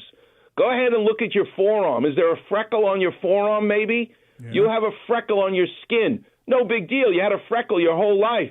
But there are people who have a freckle on the lens of their eye and they're blind. How terrible is that? It's just a freckle. So just like real estate, location, location, location. Microfracture where the whole femoral condyle, the weight-bearing surface, needs punctures, microfracture, you're not playing in the NBA. But if you have an area, a blister, in an area that's not so weight-bearing of the knee joint, then yes, you can be Amari Stoudemire, have microfracture, and come back and play in the NBA. Right. Doc, Will Smith, they told us he slept wrong. It's been a long time, buddy. I don't know what's going on here with this neck thing. Yeah. I don't think Roberts is trying to mislead anybody. I really don't. I mean, he's a principled, upstanding guy, and he kind of made he slept funny on a pillow and all the rest. Yeah, that's the muscle spasm. But here's the Clapper Vision. Don't give me Robitussin for my cough. Yeah, the cough will go away, but if I'm coughing because I got pneumonia, you better give me antibiotics, not Robitussin. The cough is the symptom. You got to go to the root of the problem. And in Will Smith, the spasm that Dave Roberts was talking about, that's the cough. But the pneumonia, if you will, is the fact that he's got an irritated disc pressing on a nerve.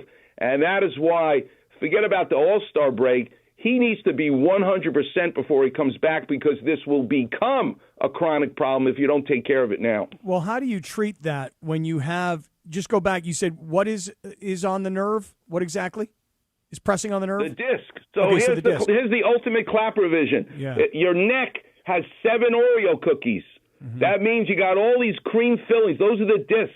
The nerve is the package, the plastic package right next to the Oreo cookie. And you now squeeze that Oreo cookie. The cream is now starting to hit the plastic, wrapper. That's where the nerve is. It's literally millimeters away. And when that nerve squeezes out and touches the nerve, bingo, you feel that radiate into your neck, into your shoulder, down your arm. That's because the nerve is feeling pressure, and that pressure is coming from the disc and the inflammation from the disc. So they gave him a shot to quiet down the inflammation. But guess what? It still hurts. So they need to rest. It should heal on its own. You don't need surgery for it. Just rest, Doc? That's it? There's no other like physical modality sort of treatment that they could be doing to. So you're exactly right, Scott. There's a very famous study many years ago I read of postal workers who notoriously, God bless, my dad worked in the post office, but they figured these are the ultimate people who, when they hurt themselves on the job, do not want to go back to work. Okay? They picked on the poor postal workers. And it was a study done in Canada looking at the difference between going into traction versus just being at bed rest, not for the neck, but for a herniated disc in the lower back. And what they found was the blessing of putting people in traction in the hospital was that they were at bed rest. There was no difference. So rest is the most powerful way to treat an inflamed disc. It sounds simple because it is. It sounds silly, but as you know, most things in life, the simpler they are, the more elegant they are. You go to Italy, why does the spaghetti taste so good? Because there's only 3 ingredients. Yep. It's the spaghetti, the sauce. I mean, they don't have 25 ingredients. It's the same thing. It's simple, but it's elegant. And that's the same thing for rest for the spine. Doc, before we let you go, it's funny you brought that up. Yesterday I was telling the guys I found at my grocery store, I was in the mood for some potato chips, but I don't want 17,000 ingredients, right? And, all these processed potato chips. I found these potato chips called Jose Andres, okay, at the grocery store. Extra virgin olive oil potato chips. They had 3 ingredients. Potatoes, olive oil, salt. They're made in Spain. Thank you. And you could buy them at your local grocery store here in L.A. They were delicious. Yeah, no, that's it. You know what's even better, George? Have your wife take a big pot, put oil, slice the potatoes with one of those, what do they call those violins, mandolins, whatever that slicer is?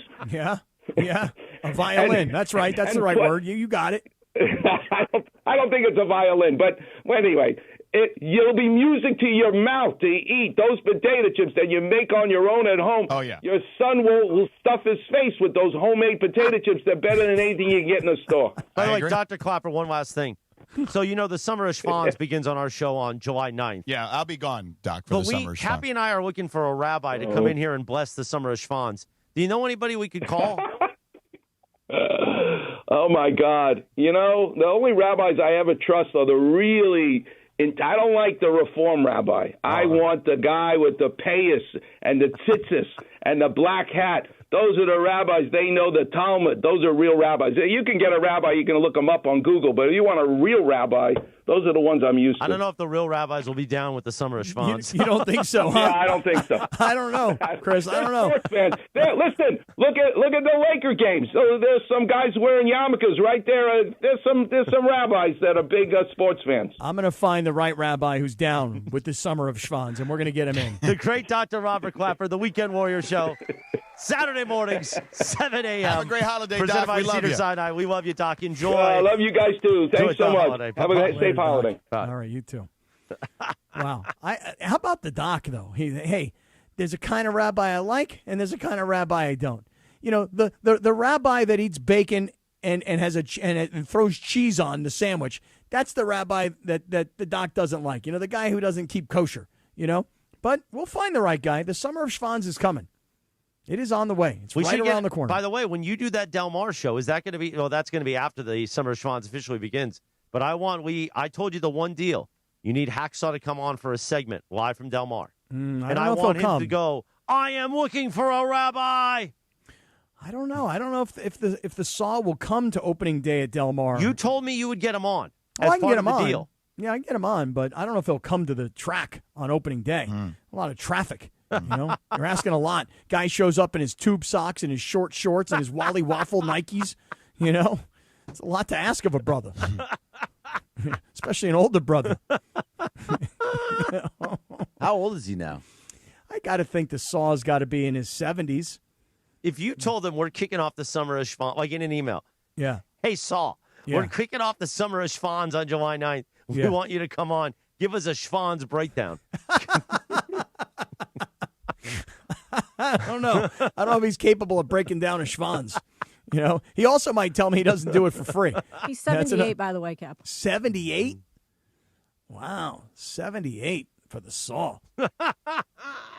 Damn, I didn't realize he was 78. By the way, I sent Dr. Clapper those potato chips I sent you guys. He says you can still make your own better, but he's appreciative of me sending it his way. I got to tell you something though. The way he just said, he goes, George, have your wife do this. I suggest to you do it. Oh, I can do it. Yeah, I don't think you need your wife to do it. I think you do it. Yeah, get old school. I mean, just get one of those violins and then cut up the potato. Oh, Cappy. Yeah. Go ahead, finish up. I got No, something. that's just it. Cut up the potato with the violin. He said violin, mandolin. He don't know what he's talking about. Before we get Big Perk in here, Lindsay's awaiting to get him from the TV studio and bring him over. Mm-hmm. I know you're a big IPO guy. Mm-hmm. Tell me. Jersey Mike's files for an IPO. Oh, wow. Now, I know you said you have been more of a, what's the other place that you like? Jimmy John's. I like Jimmy John's, but I'm John's finally, so I just want to say, I'm finally now, it took probably 20 visits to Jimmy John's, and then I had a Jimmy John's in an airport, which was still good, but I think I'm finally now over Jimmy John's, even though I think the bread is great. No, don't do it, Cap. A couple of weeks ago, I had the Jimmy John's tuna. It's good. Yeah, the tuna's good because Jersey Mike's got great tuna. I'm going to buy Mateo some Jersey Mike's IPO. Kid eats it more than anyone I know. So they bought it. Jimmy, the original owner, sold it to private equity for what? Right. $9 billion? $8 billion is what Jimmy John's. So what are they looking to Jersey make Mike's. back with the IPO? They got to make back the 8, but they also want to make of course, back. they probably want to make back at least 25 to 50% more. Can you imagine? I'll tell you this though, like when it comes to the stock market, I will just say one thing. I like to buy stocks of companies that I like to use. Sure, of course. So, like, I love Apple, right? I love Apple products. Today, Apple stock is up like 4%. It was up like $11. I love Amazon. My kids and we buy pretty much everything from Amazon. Everything's delivered from Amazon. Yeah. So even when Amazon's stock goes down, I like to buy more because I think Amazon's going to always come back. Yeah. I like Jersey Mike's as a brand, as a product, and that's the kind of stock I would want to buy. There you go. Look at that. Yeah, and but tell them to do it Mike's way. They're shrinking their sandwiches. I don't They like are? that. It's private equity. I know, but I don't like that. But no, there's a lot And of their reports. sandwiches are pretty damn big. They are. They're Well, too the Giant is huge. The Giant is so massive. big. Yeah. But They are cut it into four. Honestly, even the regular is huge. There are a lot of reports that things have gone down a little bit. Mm-hmm. I haven't. Well, that's what happens when you mass produce stuff. Yeah. So the Jersey Mike's bread for years has always made my tummy a little. It hurts a little bit. Really? You So start I go with scraping right away, huh? I like the sub in the tub. Yeah. Oh, yeah? And they do wraps now, too. But Jimmy John's is a nice no bread option. Yeah. So they'll wrap it with lettuce so it feels like a sandwich in your hand. Yeah. Mm-hmm. It's nice. Almost like In-N-Out? Yeah. Yeah, Protein style, right. Yeah. Or some people call it bikini style. and now. I- That's and- a new and thing. Who calls it bikini style? Never Well, I heard went that. to a restaurant the other day, and I said, hey, listen, I want the burger, but I don't want the bread. They're like, oh, you want it bikini style? I went, if that's what you call it, that's what I'll start calling it. Yeah. And by the way, if you are a PlayStation player, if you play the PlayStation, no more discs starting in the next couple of months. So you just download it? Yeah, it's all download. Well, you know what I else thought they're it was doing? all downloaded now. They're removing a bunch of their movies, like their movies and TV shows, off of their servers. So if you bought something like a movie on PlayStation, like Terminator's one of them, they're getting rid of them all, and it's just like, too bad you don't get your money back or anything. Too bad Yeah, you can't that's watch it kinda weird. anymore. So, by the way, producer Emily on Mason Ireland has been warning this for years to always get physical media because eventually what these companies do, they're all going to do the bait and switch, which is they got you all to buy digital thinking you'll have it forever, and then they're like, like Lindsay just said. Sorry. Then they're going to resell you Blu-rays, and they're going to double dip. Yeah. And then people like Cappy are going to go, wait a minute, I threw out all my Blu-ray DVD players. Now I got to go buy more? Right. Well, listen, I actually also still have a lot of VHS tapes that I held on to. That's not surprising. I don't know what I'm going to do with them. You could go buy Johnny. You could also borrow John Ireland's 8mm machine if you need to. He's got some of those. He's still got one? Yeah, any update on Perk? Is that not happening? I texted him and I said, if you want, I could meet you out in front of LAPC and walk through the garage, and he hasn't answered me yet. So he got caught up. He's getting thrown around a bunch of different places. Are you saying no big Perk? I'd be surprised. I was surprised he was going to be able to do it because I know how this works. He's getting pulled in 17 different directions this morning. Yeah, and this is one of them. He told me this morning. This is 17. I was going to meet him outside of Starbucks when Stevie was done, but he hasn't texted back. So I was like, oh, maybe he doesn't want to go through the crowd of people, but, Or maybe he's down at Starbucks just waiting for you. me. Yeah. Oh, yeah. I don't mean to do male-on-male guilt trips, but I'm going to give Perk a guilt trip if he makes it today. Why? Because I sent Perk a connection on LinkedIn. Oh, my gosh. No way. Yeah. Perk is all over LinkedIn. Now, I will just say this to you, George. My new social media platform of choice. In other words, when I'm on my phone, before Instagram, before Twitter, before TikTok, before Facebook, I'm a LinkedIn guy now. So here we go again. First platform, LinkedIn. Yeah. Perk does an amazing job of talking about his career as a player and as a broadcaster, as an author, as a coach, as a motivator, et cetera, et cetera. Perk does a phenomenal job. I doubt that he's doing it on his own, but he does a great job with his account on LinkedIn. So I sent Big Perk a connection request on LinkedIn, and when I go to it, it still says pending.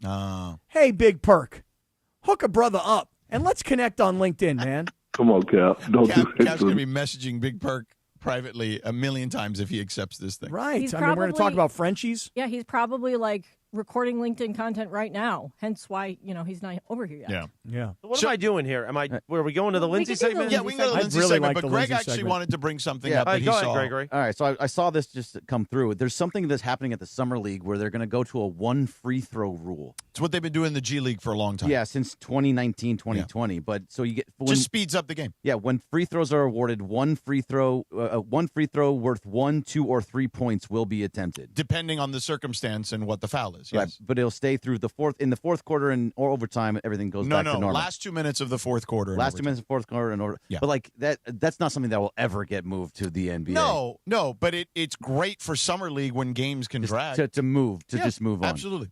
Yeah. The goal is to speed things up. And by the way, the overwhelming majority of guys who are playing at Summer League, if they aren't already in the G League, will be playing in the G League. There's only a few guys that are actually going to make real rosters. So they might as well get used to that rule. Yeah, I like it, especially for this. Let me tell you something. A G League game moves fast. You easily shave 15 or 20 minutes off a game with just this one free throw rule. Well, then it's not going to happen in the NBA because in the NBA, the owners are like, well, hold on a second. We're going to knock off 15 or 20 minutes of our game. You know how few of concessions and beers will wind up? We need that extra 15 minutes. Yeah. And TV also would say the same thing. Like, hey, wait a second. We got to fill commercials. Because I will tell you one thing. Yesterday, watching that USA soccer match. Yeah. Oh, my gosh. That was rough. But when they went to the hydration break. Yeah. Actually, it gave me a minute to get up and go into the kitchen and do a couple of things and then come back to the game. Whereas when there was no hydration break, you kind of felt like you were locked in, like you couldn't get up and leave. So I know that a lot of people have complained about the hydration break because it seems like a money grab by FIFA and by Fox, and I know that there's been a lot of criticism out there. But as the tournament has gone on, and as I'm locked in, the hydration break leads to commercials, which gives me a couple of minutes to do a few other things. Yeah. Well, all of a sudden, I'm a hydration break fan. Both things can be true. I mean, they are making $250 million extra by doing the hydration breaks. Mm-hmm. Yeah. So it was a money grab. I know it is a money grab. There's no doubt about it. And the soccer purists hate it. They think it's terrible. But I, as an American sports fan who's accustomed to, that's the end of the first quarter, we'll be right back to Seattle with, the rest of the game. So I like the hydration break, and I know that it's not, the soccer purist doesn't love it. But then again, The baseball purist probably fought at the beginning the pitch clock. They fought, start on second base in extra innings during the regular season. They didn't like the changes. It's not romantic. It's not old school. It's not traditional. So the soccer fan didn't love it, but I, as the American viewer, I'm kind of liking the hydration break now. All right, thank you, Cap. Help people affected by the Venezuela earthquakes. Your donation through redcross.org/ESPN enables the Red Cross to prepare for, respond to, and help people recover from this disaster. Again, that's redcross.org/ESPN. This weekend, you're going to be spending a lot of money celebrating the 4th of July.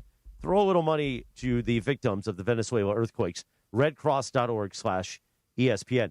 It is time for the Lindsay segment. We like to play a TV theme or, on special days like today, a wrestling theme, because today is the 69th birthday of my favorite wrestler of all time, Bret the Hitman Hart. God, I was such a Bret the Hitman Hart kid. I had the jacket. I had the belt. I had the sunglasses. I'd want to put my dad in the sharpshooter. The excellence of execution. I'm going to do that for the Summer of Schwanz. I'm going to put Cappy in the sharpshooter. Only if I can reply with a Boston Crab. Yeah. Or, for me, one of my favorite finishing moves, Ric Flair. Woo! And the figure four. What I like about Bret Hart is that in his old age, he just doesn't. Yeah. I mean, he didn't care when he was younger, too, but in his old age, he really lets it rip. He wants to burn it all down. Yes, he is the most miserable human being, I think, that currently walks the earth. He is so miserable about everything. Well, I mean, listen, if I lost my brother to an accident and I blame those people, I would probably be that way, too. Thanks, the Lindsay segment. You can follow her at Lindsay Baseball on Twitter or Instagram. Thanks, Hernandez Wholesale Flooring. Summer's here. Before your next barbecue or family gathering, upgrade those old floors with Hernandez Wholesale Flooring. Visit HernandezWholesaleFlooring.net or the showroom next to the Commerce Casino. Hernandez Wholesale Flooring. No games, no gimmicks, no sale. Beats wholesale, as I like to say. Take it away, producer Lindsay. Thanks, Christopher. And by the way, the latest rendition of Bret Hart being completely miserable can be seen on the recently released Netflix doc about Hulk Hogan. Oh my gosh. He just goes on and on. It's like, all right, guys, we get it. We get it already. We get it. He's just Hogan was also just kind of a fraud. We've learned. Oh, yeah, he was. But you know he defended him a little bit, and it's just interesting. They worked for a guy who was Bret Hart has made some pretty audacious claims, though. I know, about but Vince McMahon, again, it all starts from the top. Yeah. Okay. Apparently, they were lovers and stuff. Who was lovers? Hulk Hogan and Bret Hart? Bret Hart. Bret Hart accuses Hulk Hogan and Vince McMahon of that in so many words. Yeah. Whoa. People accuse Cappy of of these things. Well, look at what we do. You know who's just on the screen at Wimbledon right now? Tell me. Your boy Chris Rock. I love Chris Rock. Rock. Especially because you defended him so much. Yes, and remember, I'm pro Chris Rock. Yes. I'm anti Will Smith. Yeah. Chris Rock was standing right in front of me during one of the Knicks games. Really? Did he tell you how awesome to go you on are? the court. No, I didn't talk to him. Oh. He was in business mode. He was focused. He was locked in. I love Chris Rock. Fuck with some. But I love that he's at Wimbledon, too. Speaking of comedians, for one quick second. Yeah. How do we throw to Lindsay for a segment and then just not let her talk for 5 minutes? We'll get there. Okay. All right. I mean, she kind of took us to a different tangent, too, right, if we're being honest. The lover thing? Oh, the Bret the Hitman Hart thing. Well, I didn't know about them being lovers. Well, no, that's something Bret Hart kind of He has claimed. It is not. It has been said for decades that it claimed that Hulk Hogan. He was actually asked that, not specifically to him. Dan Le Batard once asked Hulk Hogan. You could find this on YouTube somewhere, I'm sure. He asked Hulk Hogan, "Is it true that match results were exchanged for sex?" And Hogan, his response was like, "Am I on Punk'd? What's happening here?" Yeah, it's a very famous YouTube moment. It's probably an audio moment now on YouTube, but yeah, it was. Hogan was asked about it by Le Batard once, 20 years ago. Wow. Anyway, all right, go ahead, Linz. There's really no way to descend the plane. No, I don't even remember what I was about to say, so it doesn't matter. Who put the Belgium flag in studio on the 4th of July? Belgium and U.S. But who was responsible for that? But they've put. It seems like that seems like a Trudell thing. It seems like they've put the flag of who the opponent is every time. I don't like it. Yeah, there's a big pile of flags in there. Yeah, this is a Trudell bit. Was Mike in here? Yeah, last night. Him and Beto. Oh, really? Beto brought in a whole bunch of flags. There you go. So it was Beto. Beto also brought in that book that he bought for me about not having negative people around me. It's on your thing, on your side of the yeah, table. he told me, he goes, it's in the studio. So could somebody grab that, please? Yeah, I'll put it in the trash can. Go can. ahead, Lindsay. Stop Put it in it, one of your two Christopher. offices. That's not an anti-Beto thing. That's an anti-you thing. Yeah, but don't throw books in the garbage. That's not nice. I'm not going to do it. I left it alone earlier. I saw it. Look at George. George is actually getting up right now to go get it for me. See, that's recovery right there, and that's brotherhood right there is what that is. Yeah, you guys should be like Hulk and Vince. Oh, really? Oh. Yeah, exactly. All right. The Energy Bus. 10 rules to fuel your life, work, and team with positive energy. We should give that to Morales. He shouldn't throw it in the garbage. He should read it. I'll read it. You want me to read it over the weekend and then give it to you? No, I want it first. I want to read it No, first. I'm going to read it first, and I'm going to read it while I'm scraping, too.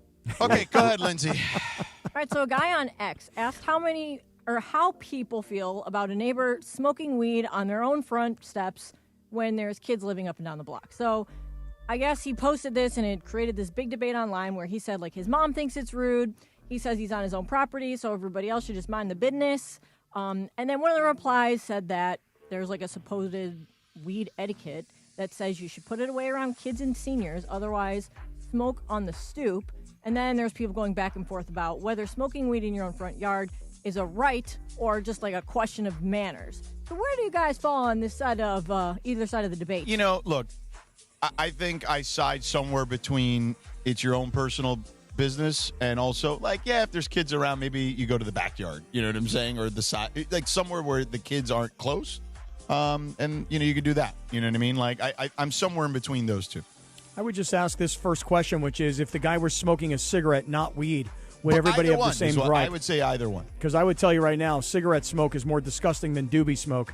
I'm on the side of you're at your own house, you're on your own property, you do what you want. And I understand the wind may blow and the smoke may blow and people may smell weed. But you know what? You're doing your own thing in your own place. Have at it. I agree with you about the cigarettes, by the way. When I lived in Ohio and I owned my house, I would Airbnb it sometimes when I traveled. And the lady that lived next door to me would call the city nonstop and complain about it and be like, there was people on our front porch smoking cigarettes and it was blowing in my window. And I was like, well, wait a minute. Like, my mom at the time smoked cigarettes and, like, you don't complain about her being on the front porch smoking cigarettes. Like, why does it matter who's smoking a cigarette? It's just some people are just miserable, you know? Well, and I'd also like to know this. How far away are these kids when my man is out there blowing it down, you know? I mean, these kids, like, within 5 feet? Are they 50 feet away? Are they in other houses? Are they playing on the streets? I think it's just, like, the visual, right? Yeah. All right, anyway, so... everybody do your own thing. Earlier, we were talking about Lil Wayne. Little Tanucci. That's my And man. He is That's now my business partner. He's now, well, Cappy, you might need to talk to him about this because he is having to apologize after failing to show up for his own concert Tuesday night in Maine. So his opener, 2 Chainz, performed, but then fans waited around until 11 o'clock before someone came out on stage and said, like, sorry, Lil Wayne would not be appearing tonight. They gave no explanation, whatever. Like, people, you know, they made their plans around this the whole weekend. Somebody drove Paid more for than tickets. 6 hours. Right, and they said it was the most, like, horrible experience because they let the opener open up, and then they were just like, sorry, no, he's not coming out. So then Lil Wayne apologized on Instagram. He said the show's rescheduled for July 28th, and existing tickets will be honored. So what's, like, the biggest letdown you've ever had at a concert or a big event? For me, I was once at a Guns N' Roses concert at the old Three Rivers Stadium in Pittsburgh, and apparently Axl Rose was just not ready to come out on stage for whatever reason. And let's just say the concert was supposed to start at 8. I don't think, and this is going back a really long time, I don't think Guns N' Roses hit the stage until like 11 o'clock. Like, we're all standing around like a freaking moron over here, you know, and there's nothing. And there's no announcement. Nobody knows what's going on. So for me, I once waited for Guns N' Roses at least 3, maybe 4 hours before Axl finally decided it was time for him to come out on stage. Karma's a you-know-what, because now Guns N' Roses are getting ripped left and right on social media about how god-awful it is to now go to a concert. And I'll just say this, Bruce Springsteen, who I've paid a lot of money over the years to always see, they say 8 o'clock, he comes out at 8:05. And he puts 3 hours of amazing concert out. He cares about his fans, and that's why people support. Yeah, I don't think I've ever really been disappointed at a concert. Everyone I've gone to has gone off without a hitch for the most part, maybe a little later than anticipated, but nothing like where I've been going like, man, what the hell's going on? Yeah, I don't, you know, I guess I've been really lucky in that regard. Has anyone ever been really, really bad? No. Oh, I will tell you really, really bad. Everybody's been really good when I've Blink 182 was terrible. Oh, I saw them a few times, and I thought they were great, but, I maybe they had a walked bad out. day. I walked out. I've told you guys this before. I literally walked out on AC/DC. And I too know bad. every song to every AC/DC song. I know every word. But they were so boring. They weren't bouncing around whether he was like kicking his leg. Oh, dude, there's only the leg kick thing. The lead singer. Like I don't know his name. It's like Reggie Miller in the 90s. Right. And what's the guy's name? Angus, whatever his name is. Angus Young. Angus Young, the guitar player. Those are the only two guys that move. Everybody else is stationary. And if they do move, it's like this weird choreographed, we go up 10 steps, we come back 10 steps. That's our movement. So I walked out on an AC/DC concert. And by the way, speaking of Guns N' Roses, I hate stadium concerts, number one. And I hate the fact that a band like them all these years later is still playing stadiums. I don't know, man. I guess people still go. They I sell don't go them to out, stadium yeah. concerts. I don't go to stadium concerts. I don't do it. Greg, when was Blink 182 bad? Like recently or No, early? it was a long time ago. It was probably 2008 or 9. Did you leave or did you stay? No, I was working the event and I was able to go walk up and down and watch something. Like Eminem was there. It was out in the IE.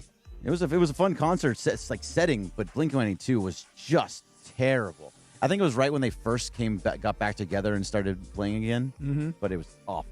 Probably didn't like each other, and the vibes were off. Yeah. So real quick, Well, I do remember actually one time I was disappointed. I went to an NFL game, and they said that there would be 2 professional teams, and the Raiders showed up. Oh, wow. Oh, we got to Wow. cut that out. Must have been the Feel good about Chargers that playing one? against them, huh? Felt really good about that one, huh? That was a good one. It wasn't Yeah, telegraphed it was at a all. nice setup. I didn't see Nice it coming, setup. and then he Yeah. just dropped it right on us. Mm-hmm. Good setup. I was gonna say I once saw Bone Thugs over at Nokia Theater over No here. good or good? So they were great. However, they did not have like an opener scheduled, but it was one of the Bones' nephews had a band that opened up for them. Crazy, busy. One of the Bones. One of the Bones had a nephew, and so like the show's supposed to start I think at 10 p.m., which that sounds normal for them. Well, it was about 12:30, and they still hadn't come on. And the opening act had to go through their whole set, like they had to start over because they still weren't ready to come out. So it's like they did 10 songs or whatever, and they had to like start back from the beginning, and they were just kind of like, "Oh, sorry, we don't have any more songs, so we're gonna start back from the beginning." Oh, dude. And then after like 2 songs that they played a second time, then Bone Thugs came out. I once saw the Pussycat Dolls, and they sang the same song 10 times. Don't you think your girlfriend's hot like me? Well, what other songs did they Well, have? that was the point. They were like, hey, guys, sorry, we only have one song, so we're going to sing it a couple of times. By the way, the great Alicia Del Valle, who listens every morning to our show, just checked in. Her and I were in Pico for the big celebration last weekend. She said Lauryn Hill is notoriously late. 3 shows of hers that she's been to all late, and I have heard that about Lauryn Hill. Hours late. Hours late. She also says Madonna is very late as well. Here's the thing. Why be late to your audience? Like, maybe give it 10 minutes and have like a guy go out there and ramp up the crowd so everybody's yelling your name. Then come out and perform. Yeah. Why disrespect your audience that are paying hundreds and thousands of dollars to see you? Right. Like this whole thing started with Lil Wayne. It's like, hey, bro, don't you have like any like remorse or guilt or apology or anything? Well, in his defense, he may be really high. I was going to say, for him to just not show up, it sounds kind of like, oh, I forgot I had a show tonight. Yeah, I mean, come on. Real G's moving silence like lasagna. Exactly. He's on that sticky icky. What about the best concert that you've been to? Oh, mine was Tyler, the Creator. He was so he's good. Such a great. Even if you don't He was like his so music, good. he can perform and he does it. He does not stop the whole show. That was fantastic. I saw George Clinton and the P-Punk All-Stars in Colorado. That was an amazing concert. Okay. Cappy would never survive a George Clinton concert. Why not? Cappy, I have a question for you. I have a Lindsay segment question. Go ahead. Okay. I saw that Tim Hardaway Sr. Yep, I love Tim Hardaway Sr. A little Hall of crossover, Famer, actually. right? Yep. Was interviewed on a radio station recently, and I saw the video go viral. His son has signed with the Miami Heat, where his jersey is retired. Right. And the host asked him, hey, would you let your son, who also wears the same number throughout his career, number 10, would you let them take your jersey down from the rafters? Yeah. And have him wear your number, which is also his number. Right. And he said, absolutely not. Oh, come on. Come on, Senior. He said, absolutely not. He's like, they are not taking that thing down from where they hung it. It is staying up there. He can wear another number. Okay, how about this? A follow-up question for Tim Hardaway Sr. Yeah, I ain't mad at him. I got to be honest with you. No, here I would don't be like when they unretire jerseys. That's ridiculous. But here Even would be if my it's his follow-up. own son. All right, but here's my follow-up. How about we keep the retired number up in the rafters? Oh, of course it would. The number would. It's not like they're going to take that big jersey down from the rafters. But let them wear the same jersey and it's the same name. If it's a different player, if it's a different player saying, "Hey, I want to wear your number," answer no. Son, same last name. Answer yes. I respect Tim Hardaway Sr. for saying, I'm the one that had the Hall of Fame career. My jersey's up there. It's staying up there. Boy, he was great too, man. I loved those Miami Heat teams in the and the Run TMC teams at Golden State with Chris Mullin and Mitch Richmond too. Yeah, but what years do you think? Let's see, it's got to be like 97-ish. He was there like 96 to 2001 or 2002. Alonzo 2002. Mourning, he was there like Riley he was there coached. like 7-8 years. Was it PJ Brown? Was he on that team? Does that sound right to you? Yeah. And oh man, I wish I could think of the other. They had another big center, maybe like a Kevin Willis. Does that sound right? No, that was before those guys. Oh, because he just was ripped and lean. But I ain't mad at him. I'm the Hall of Famer. Okay, my son's had a nice career. He ain't no Hall of Famer. If he wants to wear 10 in any other organization, that's cool.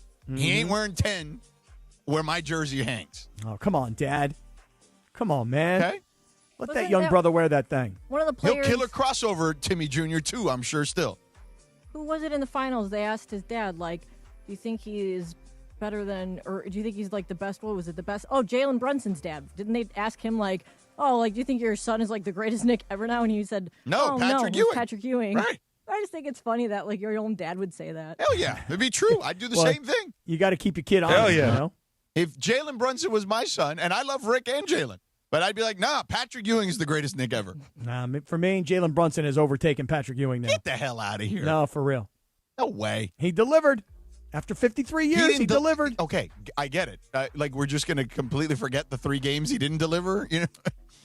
Yes, the answer is yes, by the way. I'm going to forget those 3 games. He deserves it, all the praise, but he's not better than Patrick Ewing. No, not better. He just delivered. So, therefore, he is the all-time greatest Nick. Patrick Ewing had to face Michael Jordan. Now, here's the thing, though. 99. And Patrick Ewing's second-best player was John Starks. I mean, 99, though.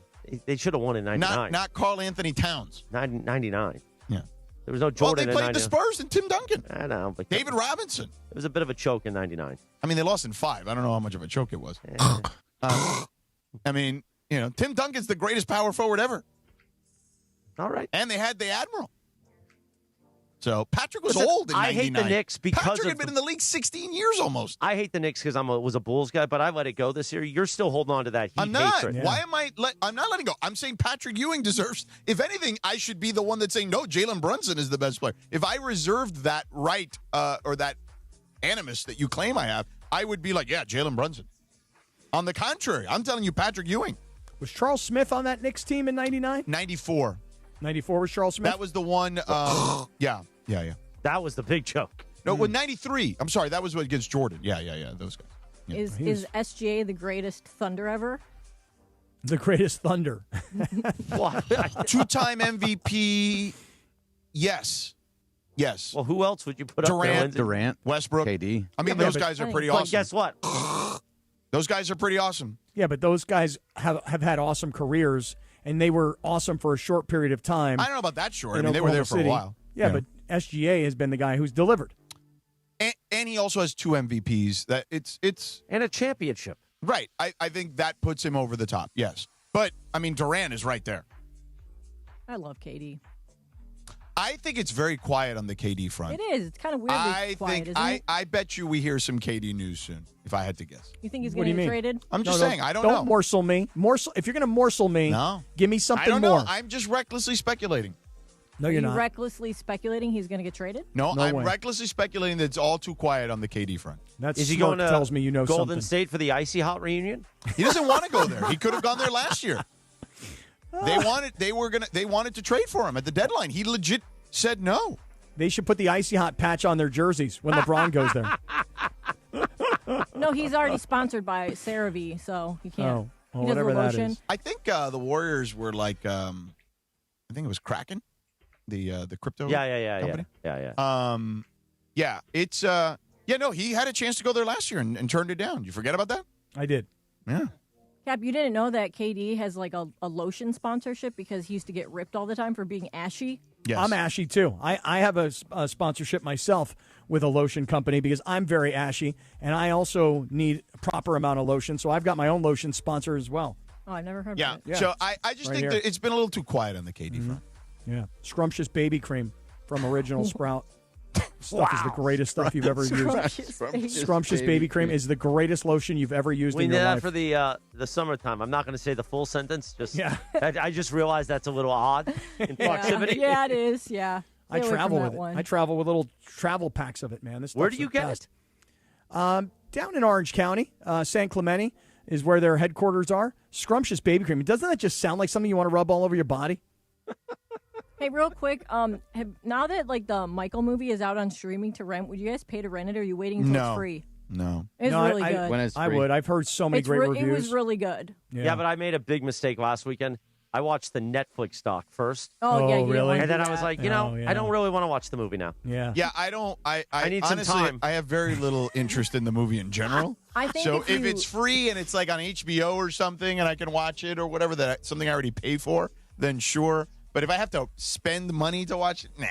I think the movie puts things into perspective. The movie had or a the lot- documentary? The movie, whether you believe or don't believe, because at the end of the day, you never.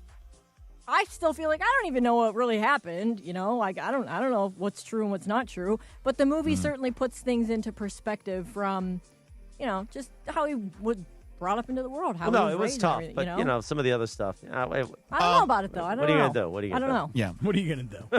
Yeah. So that's the Lindsay segment. Nice job, Linz. Bergman, I've been meaning to ask you, can you email UCLA and ask them what their training camp schedule is? Yeah, we're 'Cause going. Cappy and I want to go. And if they have an idea yet of what their training camp schedule is going to look like, because I want to figure it out maybe at some point.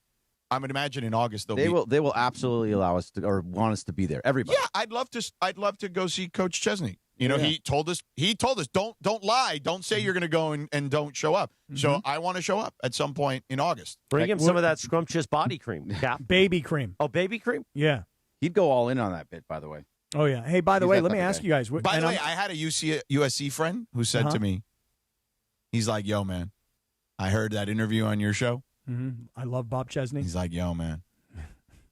I kind of hope he wins like 8 or 9 games and somebody else scoops him up somewhere else. Listen, I want Lincoln to choke this year. You don't. They're going to win 10 games.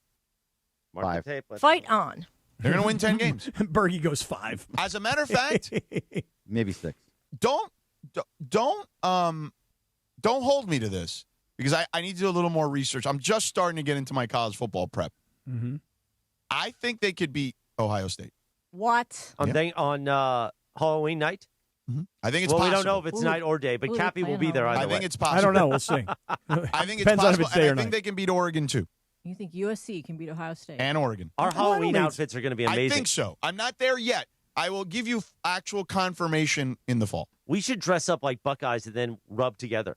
Like the Whoa. Buckeyes rubbing together. Brutus the Buckeye. Brutus the Buckeye? That is a great costume. Can you imagine? No, we got to be all SC'd out, though. No. Are you gonna dress up as a Trojan? I'll be the horse. No, what you do is I will ride Cappy, you. be the horse. You be the Trojan. Chris will be Brutus the Buckeye. You can ride Bergie as the horse, and then you stick the sword right in Brutus the Buckeye. I want nothing to do You don't with want us to anything stick you with the USC, sword? horse, or any of that stuff. We could stick Put you me with on the another sword. show. You could be a Bruin. I'll be the bear. You know what? Let Mason be the horse, and he's a USC guy. He doesn't like to get stuck with the sword, though. No, you get stuck with the sword. You're Brutus So the he's Buckeye. sticking me with the sword? I think he'll be okay. Cappy Yeah. and Right. Mace, yeah. Game of Thrones style. They're both sticking me with the sword. Well, if Mason is the horse, he runs you over. After you get stuck by Cappy with the sword. All But right. I do think People say they're gonna- horse or horse. I think they're going to win 10 games. I am. As long as Mayava's healthy, I think they're winning 10 games. I'm a leave-in. Do you know how? Oh, wait, wrong one. Wrong one. Wrong one. Yeah, wrong quarterback. I get them That's confused. my team. Wrong They have side of similar town. names. It is very rare in college football that you get a guy who is going to play a third season at quarterback in 2020 For the same team. Correct. Yeah. Yeah. So I am. They have done a nice job on the lines recently in their most recent recruiting classes. I think they're ready to play Big Ten football. By the way, Ohio State, you talk about their quarterback, Julian saying he'll be a second-year starter, but he'll be a third year in the program. and he's already being projected as top caliber first round draft There's choice something type about player. him I don't love. I don't know what I can't put my finger on it just yet. I'll tell you what it is. It's that he looks like anybody could do what he's doing because he's got so much talent around him. I think we're underestimating his accuracy and his smarts. Yeah, no. He's definitely a more than competent quarterback. I'm not saying that. There's just something about him from a pro standpoint that I'm not in love with. I think he's a lot bigger than people realize. I think he just doesn't fill it out well enough for me yet. Well, I think, listen, again, he's growing up. He's going to be 21 or whatever. Get him some he's of gonna those be this trousers that Angela liked. That's what he should. Wait, Chris, I congratulated your mother and father on Facebook on their anniversary. Wait a minute. Whoa. Yeah. What? Yeah. How did you get to my parents' Facebook? I think we're all friends on Facebook somehow, Is that Angela adding you? Are you adding my mother on Facebook? I think I'm trying to connect with your mom. Like I'm trying to connect with Perk on LinkedIn. I'm trying to connect with your mom. I think he's jealous about Angela and my relationship. I sent her a picture of me in a pair of tight trousers and go, "What do you think?" She hasn't gotten back to me yet. I can't wait for 4th of July on Saturday where my dad's like, "Hey, tell Cappy not to add Angela on Facebook." I think he's okay with Sedano because Sedano's been very respectful to him. I don't know if Cappy gets in with Angela like Sedano does. Oh, man. Well, I'm hoping. I'm jealous. I'm jealous of how much she loves, the tight trousers on Sedano. I feel like, come on, check me out. Did she Angela. reply? She hasn't replied yet, and I just took a picture of my lower extremities. I mean, I didn't even take a full body shot. Come on, man. Jeez, It's my mom. It's still his mom, Cappy. I know, but it's the summer of Schwanz. Not yet. Oh, okay. Not till July 9th. Okay. By the way, I think 9th. Angela would be down with the summer of Schwanz. You think so? I don't know if she likes the Jewish. Well, she's going to have the Hebrew Nats this weekend. Actually, no, she won't eat the hot dogs. Oh, she won't? She doesn't eat the Hebrew Nationals. Oh, really? Yeah, she's sort of a bizarro vegetarian, just fish. Okay. Pescatarian. Yeah, pescatarian. Why don't you get her one of those Beyond Dogs? She now realizes that those are actually worse for you, so she doesn't eat those either. Yeah. Okay. But she'd make an Understood. exception for the Cuban Missile, though, I think. Yeah, she would. All right, this is disrespectful to Mom. Let's do the calendar. Oh, yeah, do that calendar thing. Yeah. For Thursday, July 3rd, the Don't Sweat the Small Stuff calendar of the day, although now I have this book from Beto that I'm going to read over the weekend, The Energy Bus. Read rule number 1. Here you go. Don't sweat the small stuff. Practice being in the eye of the storm, Cappy. It's much easier than you might imagine to be in the eye of a human storm. What it takes is intention and practice. Suppose, for example, that you're going to a family gathering that's going to be chaotic. Like your mother saying, "Hey, Cappy added me on Facebook." You can tell yourself that you are going to use the experience as an opportunity to remain calm. So there you go. There's your calendar of the day for Thursday, July 2nd. Nice. As we don't sweat the small stuff, it is time for the Dealer's Choice Real Deal, brought to you by our friends at Seller's Advantage. Want to sell your house? Before you call an agent, call Seller's Advantage. They'll buy it as is with a competitive cash offer, no repairs needed. They make selling easy. Call 888-390-AS-IS for a no-obligation offer, or visit sellersadvantage.com. Providence Realty, DRE 0191-5212, Cap. Hey, I just want to send a shout-out real quick because I told him I was going to. Last night, after the U.S. won the soccer match, I went to see one of my all-time favorite comedians, and I was going to see him because I really wanted to see how he'd updated his act from my favorite stand-up in 1987 to what he is today in 2026. Shout out to my man, Andrew Dice Clay. Always knew I'd make it. I never had a doubt.